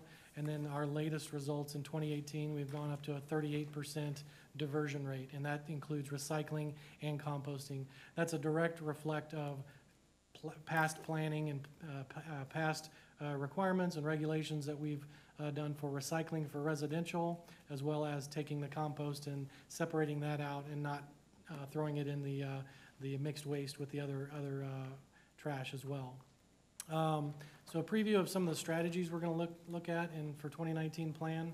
Residential, we're going to continue our education and outreach efforts to reduce contamination. So contamination is like plastic films and plastic bags and different things like that that shouldn't be thrown in the recycle bin, that get caught in the machinery and the equipment when they're trying to separate everything, and ends up causing problems and issues and a lot of downtime for those material recovery facilities. So we're going to continue doing that. We're going to look at multifamily units. That's kind of a hard nut to crack, but we've looked at that in our past plans. We're going to continue to look at it and try to help out with, there's an apartment building going up on every corner, it seems like, in Johnson County. And so that's one of those areas that we can improve on and try to increase recycling and diversion rates for those folks. Food and organic wastes. We do a good job with diverting yard waste, limbs, grass clippings, those things. Food waste is something that we are tackling, we have been tackling, we're going to continue to, because if you look at the overall pie chart of the things that are getting thrown away, food waste is a very large piece of that. And so we're going to continue to work on that and try to make inroads into food waste and getting that diverted, because it is a valuable resource we can use for compost or get it in the mouths of people who need food. Commercial sector, we do a good job with our commercial green business program right now, helping area businesses to recycle and divert, and then also maybe streamline their processes so they're not using as much material. So we have a very good program. Next month we will have our annual Green Business Awards program that most of you are aware of, and so we'll continue to recognize those businesses and those community members that have done a really good job of diverting waste and helping out with that. Construction and demolition, we have several C&D landfills in the county, and so those of you who have been on a construction site know how much debris and how much waste is generated when you're building a building. Look across the street, there's lots of different materials that can be recycled. Cardboard's a big one. So we're looking at options there, and our committee has considered, hey, should we have regulations to maybe try to make cardboard mandatory recycling, or make commercial mandatory that we recycle, or have haulers have to require haulers to go ahead and provide commercial recycling. So those are some of the issues we're looking at with our plan. Household hazardous waste, considering a new facility, we've had a CIP plan for the last few years with our HHW facility. It's an older facility. It's in the wastewater treatment complex up at Nelson. They are in the middle of doing a potential, are going to be doing in the next 5 to 6 years, a major revamp of that facility. And so we will have to be out of there at some point. And so we're currently looking for a new HHW facility, possibly one where we could maybe have a partnership with another city or another agency of some sort if we can. So those are things we're looking at. County operations, lead by example. You know, we really need to walk the walk and talk the talk. You know, if we're, you know, trying to have other businesses do these things and telling our residents, hey, it's good to recycle, it's good to divert this waste, we really need to do the same thing as a county. And so we are doing a lot of things and looking at initiatives that will further our own diversion rates as well within our county operations. So this next diagram just kind of shows you some of the locations of the area landfills. As you can see, we have our resource there with the Johnson County landfill. We're in the northern part of the county. If you look around at some of these other facilities, they're a little ways away with Ham landfill and Courtney Ridge and some of these other ones. So that just kind of shows you kind of the regionality of our landfill. It takes a lot of waste. It's the biggest facility anywhere in the Midwest. So this next slide just kind of shows you a snapshot of what would happen when that landfill is going to be full and go out of business. As you can see, as soon as it fills up, these other two landfills, which are the other closest landfills, which is Ham and Rolling Meadows, are going to quickly start to fill up because that's where our waste is going to have to go. And so it will also increase costs for our residents, because when you start trucking things further, obviously costs are going to go way up. So that just kind of gives you an overall idea of how quickly those other ones will fill up, because the vast amount of material that is hauled to the Johnson County landfill. So what do we do for our waste in the future for Johnson County? Do we cross our fingers and hope that the private sector is going to build a new landfill, new infrastructure, that type of thing? Waste management could simply pack up and say, well, we're done. So do we want to become more involved? Do we want to help build or be a part of with some type of a partnership? These are all questions we're going to have to ask ourselves in the next 4 or 5 years, because we know that 2043, you know, it's a long way off, but it takes a while to site a landfill, and so 10, 15 years. So we do have to be having these discussions and find out what we want to do. And again, like I said, transferring waste further away is only going to increase costs for our residents, which is not a good thing. Challenges to the system, lack of control. We don't have much control when it comes to pricing and things like that. HOAs, cities have bargaining power when it comes to hauling services, as opposed to an individual resident might end up paying double the amount of an HOA, which is really not a very equitable system that we have right now. And so you have neighbors that live across the street that pay double the amount of someone else. So those are challenges. We have planning challenges. Diversion options are limited. You know, when you have private sector control, we're regulating 10 different haulers and different folks, and so it just becomes harder to do that. So with our 2019 plan, we're going to address all of these topics as well as more, and we will be getting these to you in the future here in August, so we hope to see you with a final plan in August. Okay, thank you. Next. Mr. Ashcraft, you have a question? Well, I have several questions, but for the sake of time, I'll just ask one. In the literature I've seen, there's been a huge shift and a lot of pressure on recycling with changes in China and even the price of aluminum, recycling aluminum. I'd be interested in learning more about how that's going to be addressed, and maybe we can talk more on some of the other questions I've got. Yeah, thank you. No problem. I'm in the same boat. I've got a lot of questions around all of that, and just educational from my part, and I'm interested in further conversation on that.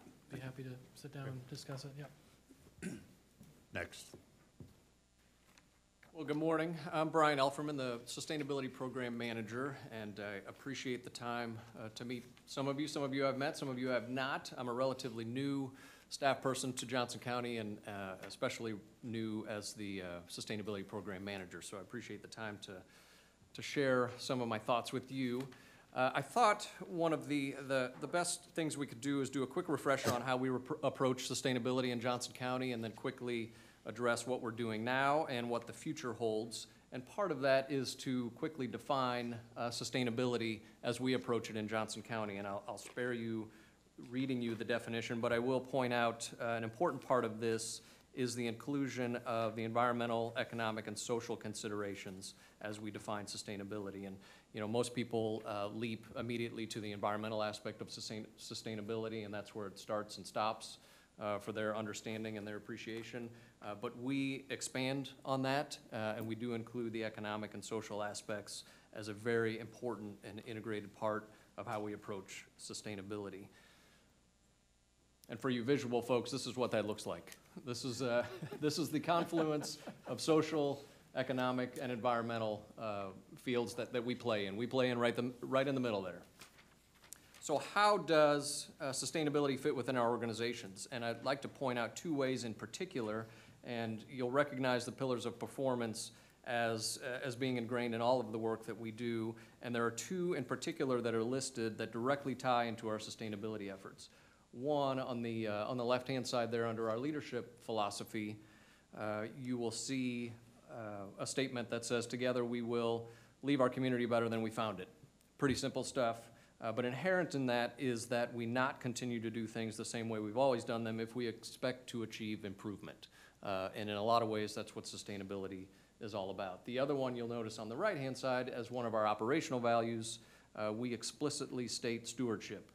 And that is stated in there as how we build a better community through the creative and effective use of resources to meet environmental, economic, and human needs. So you'll see that again. You'll see the social, the environmental, and the economic impact that we need to take into consideration as we approach sustainability. And as I like to say, my job is to ask, can we continually operate the way we do today forever without depleting any or all of those three resources? And if the answer is no, spoiler alert, the answer is almost always no. What do we need to do to change? What do we need to change to achieve getting closer to a yes? That's how I frame the work that I do as your sustainability program manager. So that's a quick refresher on how we approach sustainability. And now, how are we doing? What I've found in my short time as sustainability manager is we have a collection of great efforts in fragmented forms that are essentially missing a common thread. And one of the most important things that a sustainability program can do is act as the glue to piece all of those together, and I'll give you a few examples of what we're currently doing.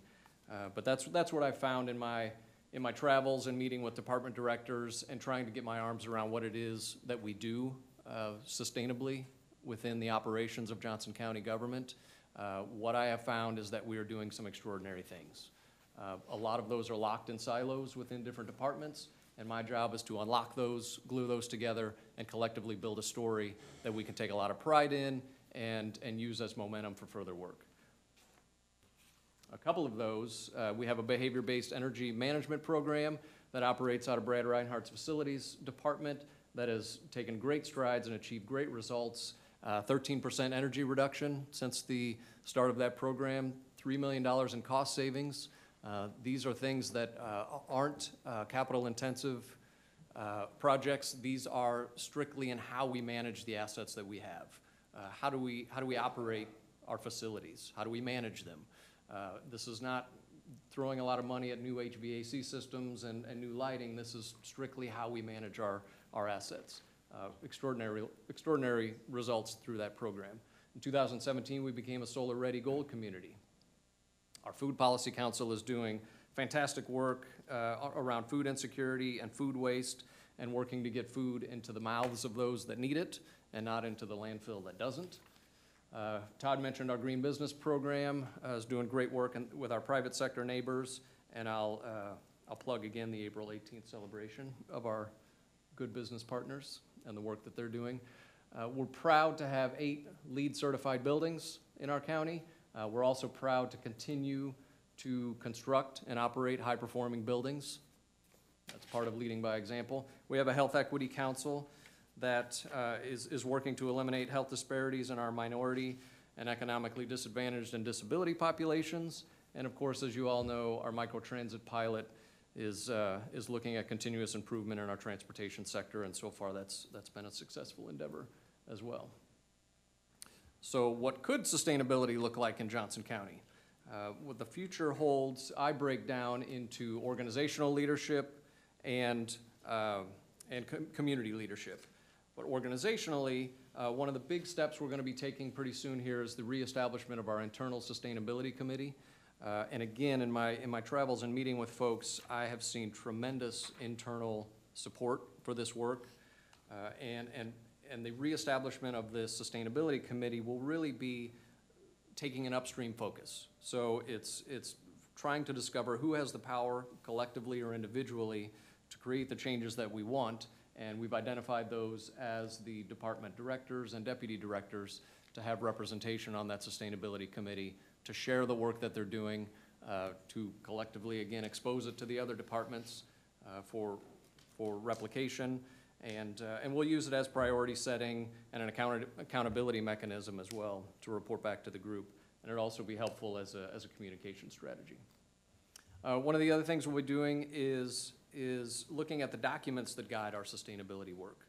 We have some established guidance that we want to put into practice across departments. Some of those are in order of nearest to furthest. 2017, our Regional Climate Resilience Strategy. 2015, the board resolution to establish the energy conservation policy. And then, of course, a little over 11 years ago, the 2007 board resolution for greenhouse gas reduction goals. We'll be using those to frame the work that we do throughout the sustainability program. And then we'll also be looking at how do we know what we're accomplishing. We need to find a framework for tracking and reporting of the sustainability indicators of our county efforts, and we'll be using those 5 metrics to be able to do that. This last slide is my attempt to create the world's worst PowerPoint slide. This is a jumbled mess, I apologize. But I wanted it to demonstrate that we're not alone in the work that we're doing, and we have a seat at the most important tables that are addressing these issues as well on a regional basis. And I just threw down a few of the folks that we're working with.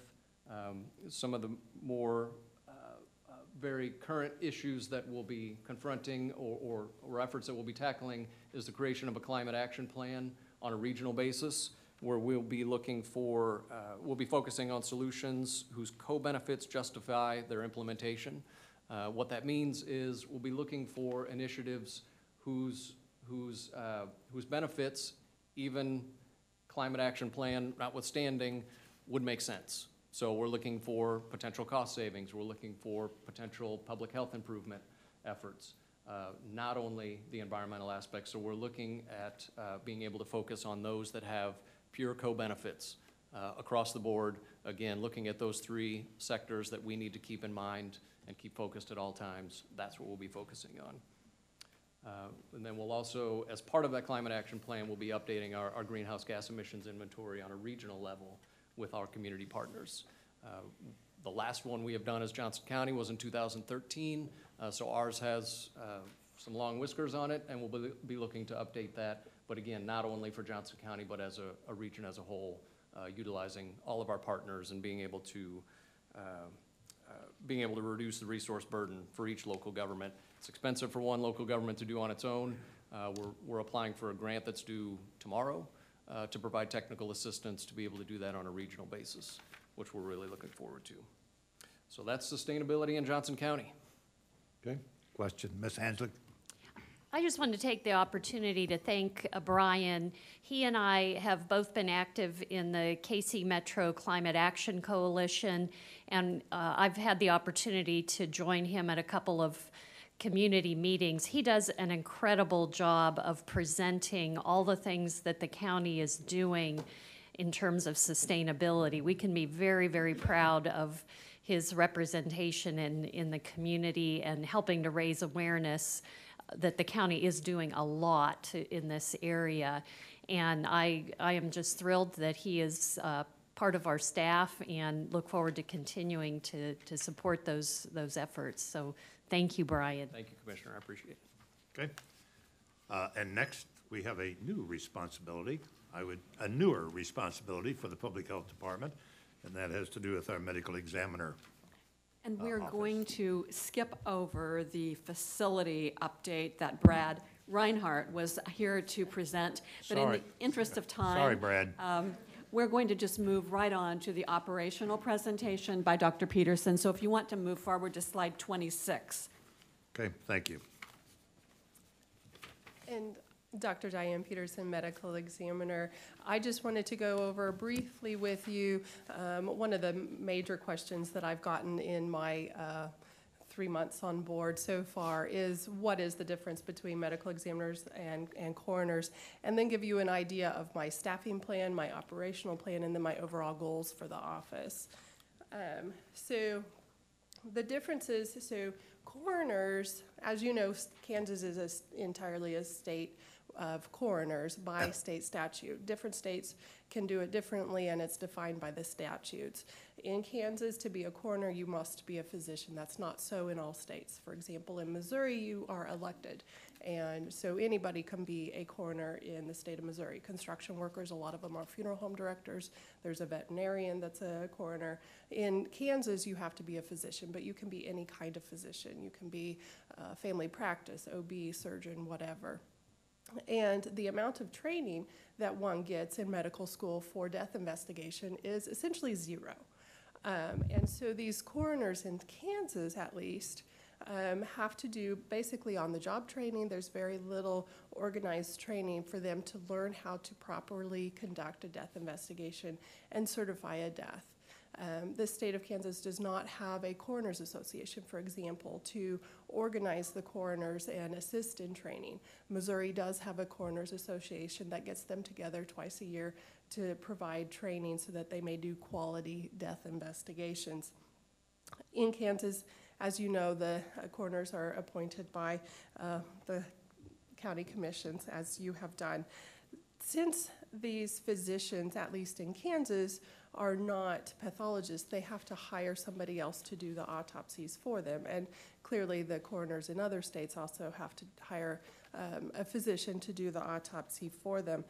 They rely very heavily on law enforcement for all information from the death investigation. And in some states, not only is the coroner maybe under law enforcement and under the sheriff, but they also might be the sheriff. In California, they have a title of sheriff/coroner. And so they work very closely and sometimes just entirely rely upon law enforcement for that information. Whereas medical examiners, on the other hand, the majority of us are appointed to government positions. We are not elected. Most of us are also forensic pathologists, and what that means is after medical school, we do a residency in anatomic and clinical pathology and then a one-year fellowship in forensic pathology.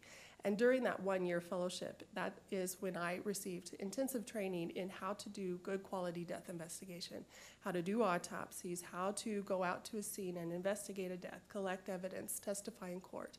So we have extensive training in the job at hand.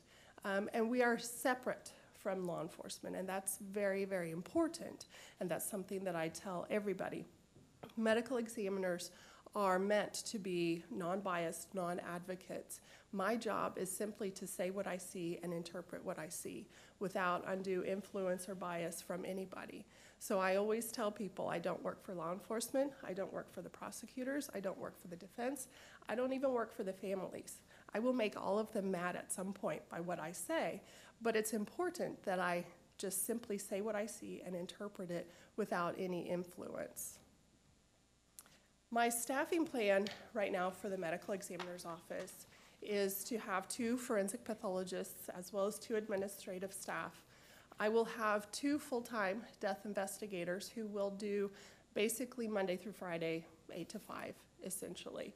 And then 6 part-time death investigators who will take call and be part-time and do their job basically from home and cover the nights and weekends. I will have 2 on at every time, so that if there are more than one scene, then the first investigator can call the backup investigator and say, hey, I'm out here in Olathe, I need you to head to Roland Park. I will have 2 autopsy technicians who will help me back in the autopsy suite, conduct autopsies. And in our building, we will have a shared toxicology lab. So the 2 existing toxicologists who work at the crime lab will move into my building and do the antemortem or behavioral toxicology within the building. Structurally and organizationally, they'll still be under the sheriff. We're going to add 1 more full-time toxicologist who will also be under the sheriff. And then in addition to those individuals, we're going to have a chief toxicologist and a tox technician who will be under me organizationally. And so we will be doing both postmortem and antemortem toxicology in the one space. So we'll be sharing instruments as well as staff and space. Okay. Operationally, I will have my investigators attend all death scenes. Doctor, could I ask a question? You're saying earlier that you thrive or you really promote the office as being independent and not associated with enforcement or prosecution and so forth. But here you're bringing the toxicologist from the sheriff's office that'll be under your. How will they separate themselves? They're on one hand reporting to the sheriff's office, but on the other hand, they're under your jurisdiction or your deal. So the individuals who are primarily under the sheriff will primarily be the ones doing the antemortem work and not the postmortem work. Okay. The chief toxicologist and the toxicology technician will primarily be doing the postmortem work. And from that standpoint, you can separate the roles pretty well. Correct. Great. Yes. Thanks. You're welcome. Mr. Chairman, a follow-on for those ignorant people, which I count myself amongst, postmortem and antemortem Yes. don't mean anything to me. Very good. Antemortem is before death, and postmortem is after death. So mortem means death. And so before they die, you're doing what? So that is the current toxicologists who are doing the behavioral toxicology for the sheriff's office. Okay. They are doing the alcohols, the drug screens of live people. And if they're alive, then why would they end up with you? They don't? Yeah. I'm They just don't. kind of missing the connection here, I'm sorry. They don't end up with me, hopefully, is the goal. Yeah, No. I would hope so too, yeah. No. So the job, the space is shared, the machines are shared. But no, the source of the specimens is quite different. Right, and the disposition of the specimens too. Correct. Okay. Correct. Yes. Can I ask a question? Sure, go ahead. I just, following along that, how are those roles different from what the crime lab does? So the crime lab is multifaceted. So the toxicology is just one component of the crime lab. The crime lab does many, many different tasks. They have fingerprint analysis. They have the crime scene technicians. They have the blood spatter, the DNA. They have multiple different. So that's what they are doing. What I do and my death investigators will be going out to scenes, and the crime lab, crime scene investigators may or may not be out at that scene. We, when out at a scene, will work very closely with them, but our purposes out on scene are different. So we are out on scene to identify what the cause of death was and what the manner of death was. Law enforcement is out there to identify, did a crime occur, and if so, who did it? So the documentation is slightly different. Even though we're both taking photographs, we're taking photographs of slightly different things with a different eye. I think I was thinking of particularly the forensic scientists who are under the sheriff's office, how that differs from the crime lab. So It doesn't differ. It is the individuals from the crime lab Okay. coming and simply being in my building. They're still under the crime lab, but just in a different building. Thank you, that helps. Yeah. Appreciate it.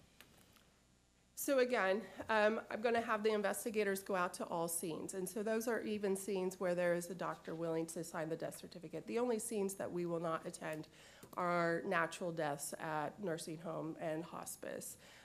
We, again, will do independent investigations into the circumstances surrounding the death. And when we bring an individual in, my plan is also to have an in-house database, and my current plan is also to have that database be secure but accessible to law enforcement agencies so that they can access their own reports of their own cases and photos as well from my database.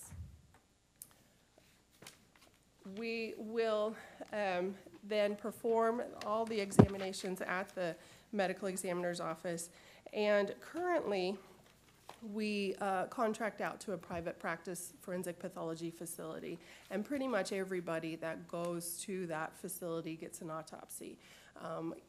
When my office is fully operational, that won't be the case. Whether or not a person gets a full autopsy, which is the internal examination, will be up to the individual forensic pathologist. Not every case necessarily needs a full autopsy. Sometimes simply external examination is sufficient. At a minimum, every person that comes into my office will get an external examination as well as toxicology. So we will be drawing toxicology on everybody, regardless of age, regardless of circumstance, but we can do some cost savings by not doing a full autopsy on some of the cases where the cause of death is quite obvious and a full autopsy is not necessary. But we will be abiding by NAME autopsy standards, and so that's how we will be. So the shared toxicology, this is a little bit more about that. We've already kind of touched on that. The behavioral individuals will be physically moved, and again, we're going to add another individual to help out with their caseload. And then for the after death, for basically the cases that I bring in, we will have toxicologists performing those tests as well. We use the same instruments. We need the same instruments. We're looking for same drugs, and so this allows for some cost sharing by being able to use the same instruments and have the same standards of protocols, et cetera. My overall goals for the office are, of course, NAME accreditation.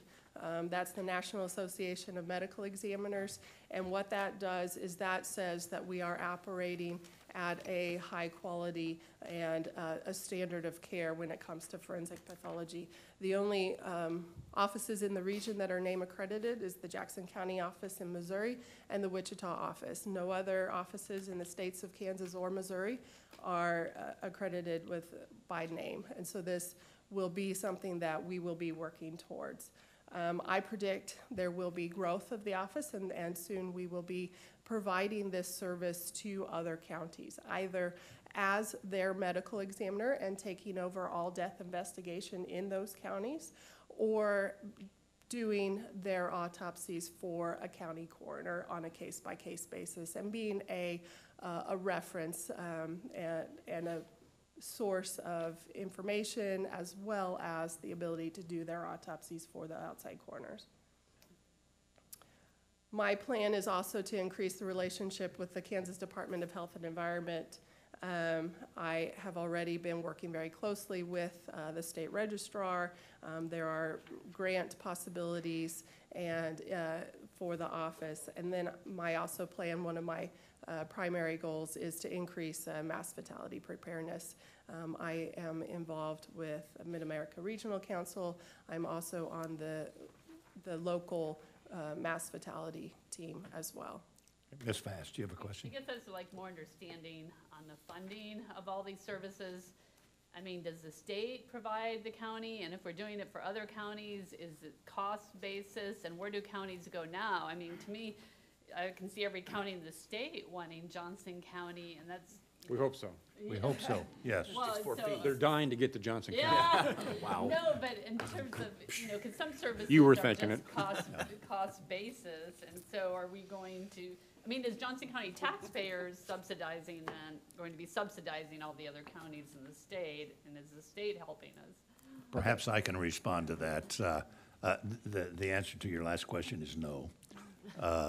We will be funding the medical examiner's office but the opportunity to provide services to other counties in Kansas, I think, is significant. And those charges will cover costs that we incur. And so the Johnson County taxpayers will not be paying for other counties to provide this service. Yep. Currently, there is a stream of revenue from the state. It's small, but we are reimbursed for child autopsies. And we are also reimbursed for each cremation permit that I sign as well. Again, small. But typically, to answer your question, the way the funding goes is if we take over all death investigation for a given county, and we are their medical examiner's office, then we enter into a contract where we charge per capita a certain amount per capita, because death, of course, is population driven. And so statistically, if you can charge per capita, then that typically will cover the costs such that the Johnson County individuals won't be footing the bill for this other county. If we do cases on a case-by-case basis for a coroner but don't become their medical examiner, then we will have a set charge that we will charge for doing the autopsy. They want to send us their case, we do the autopsy, we will charge X amount to cover that. So all this is funded through the safety sales tax, correct, that we pass or not? Or Well, this is part of our general operations budget too? The public safety sales tax that was passed for 10 years pays for the construction.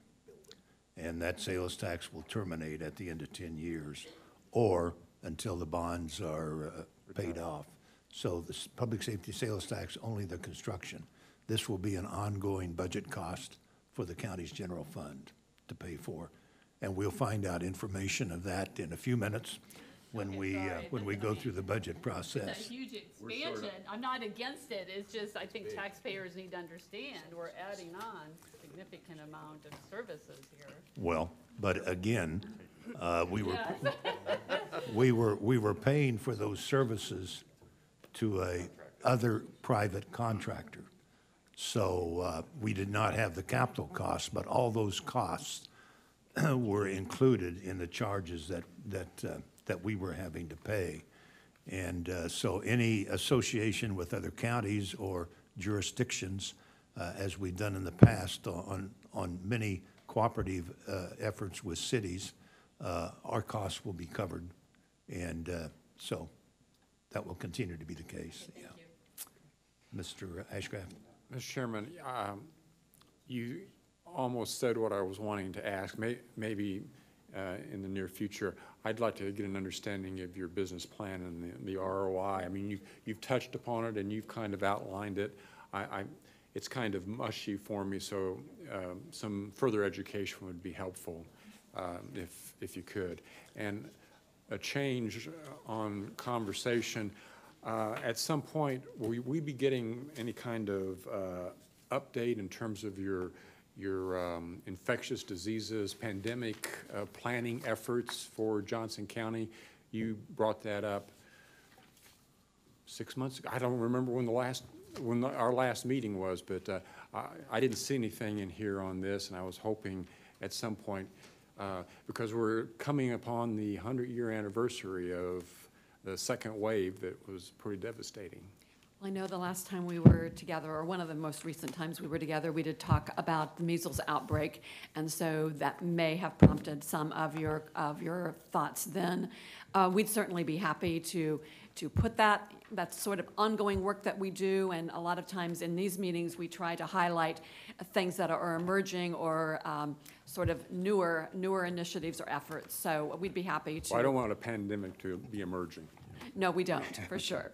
Thank you. Brad, let me ask you one question. The schedule on the construction of the medical examiner's facility, I know we're on schedule. Would you where are we at in that? We do And when have, we anticipate haven't driven completion? by there, I'm sorry, Brad Reinhardt, Director of Facilities.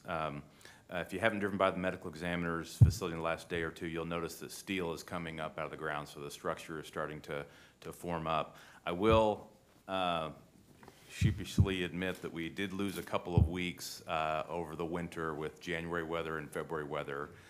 So there's a lot of construction left to go, and so we'll put a plan in place to try to make that time up and get back on track. So the weather was a big impact, especially with getting the building site prepared for the construction to actually start. So completion date is? Mid-January. January 13th is our new substantial completion date, and we're going to work. Of 2020? Of 2020, yes. Thank you.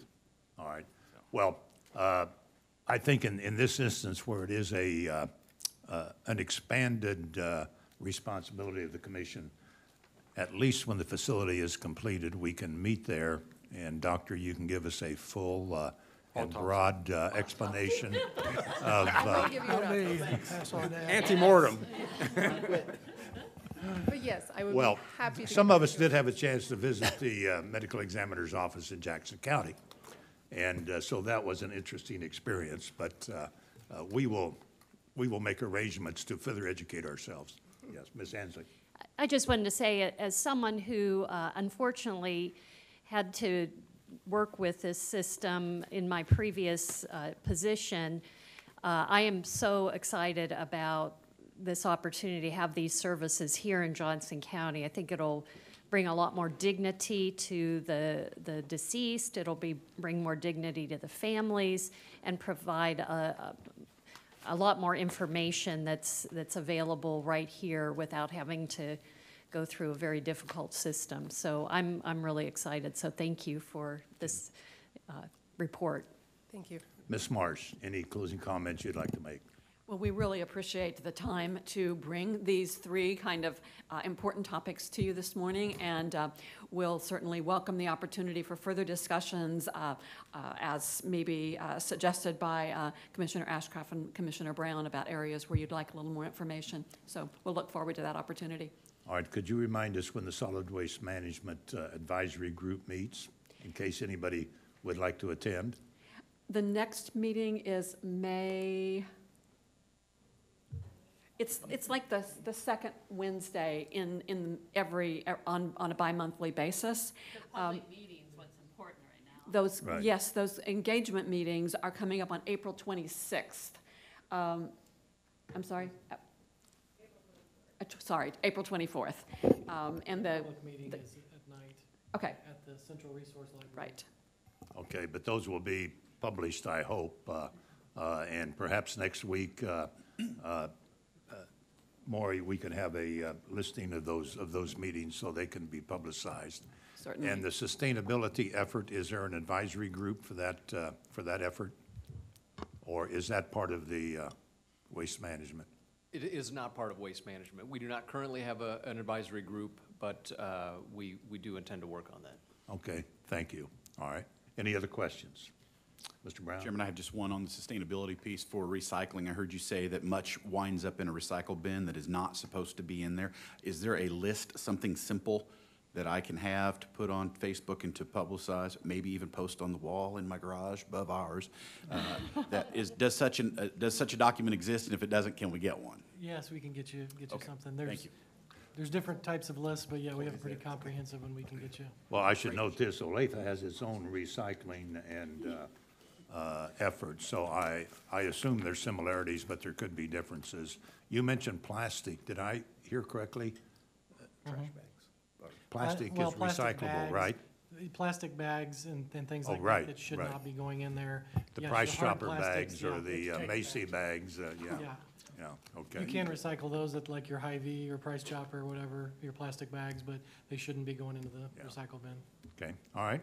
Thank you very much. We are adjourned. Thank you very much.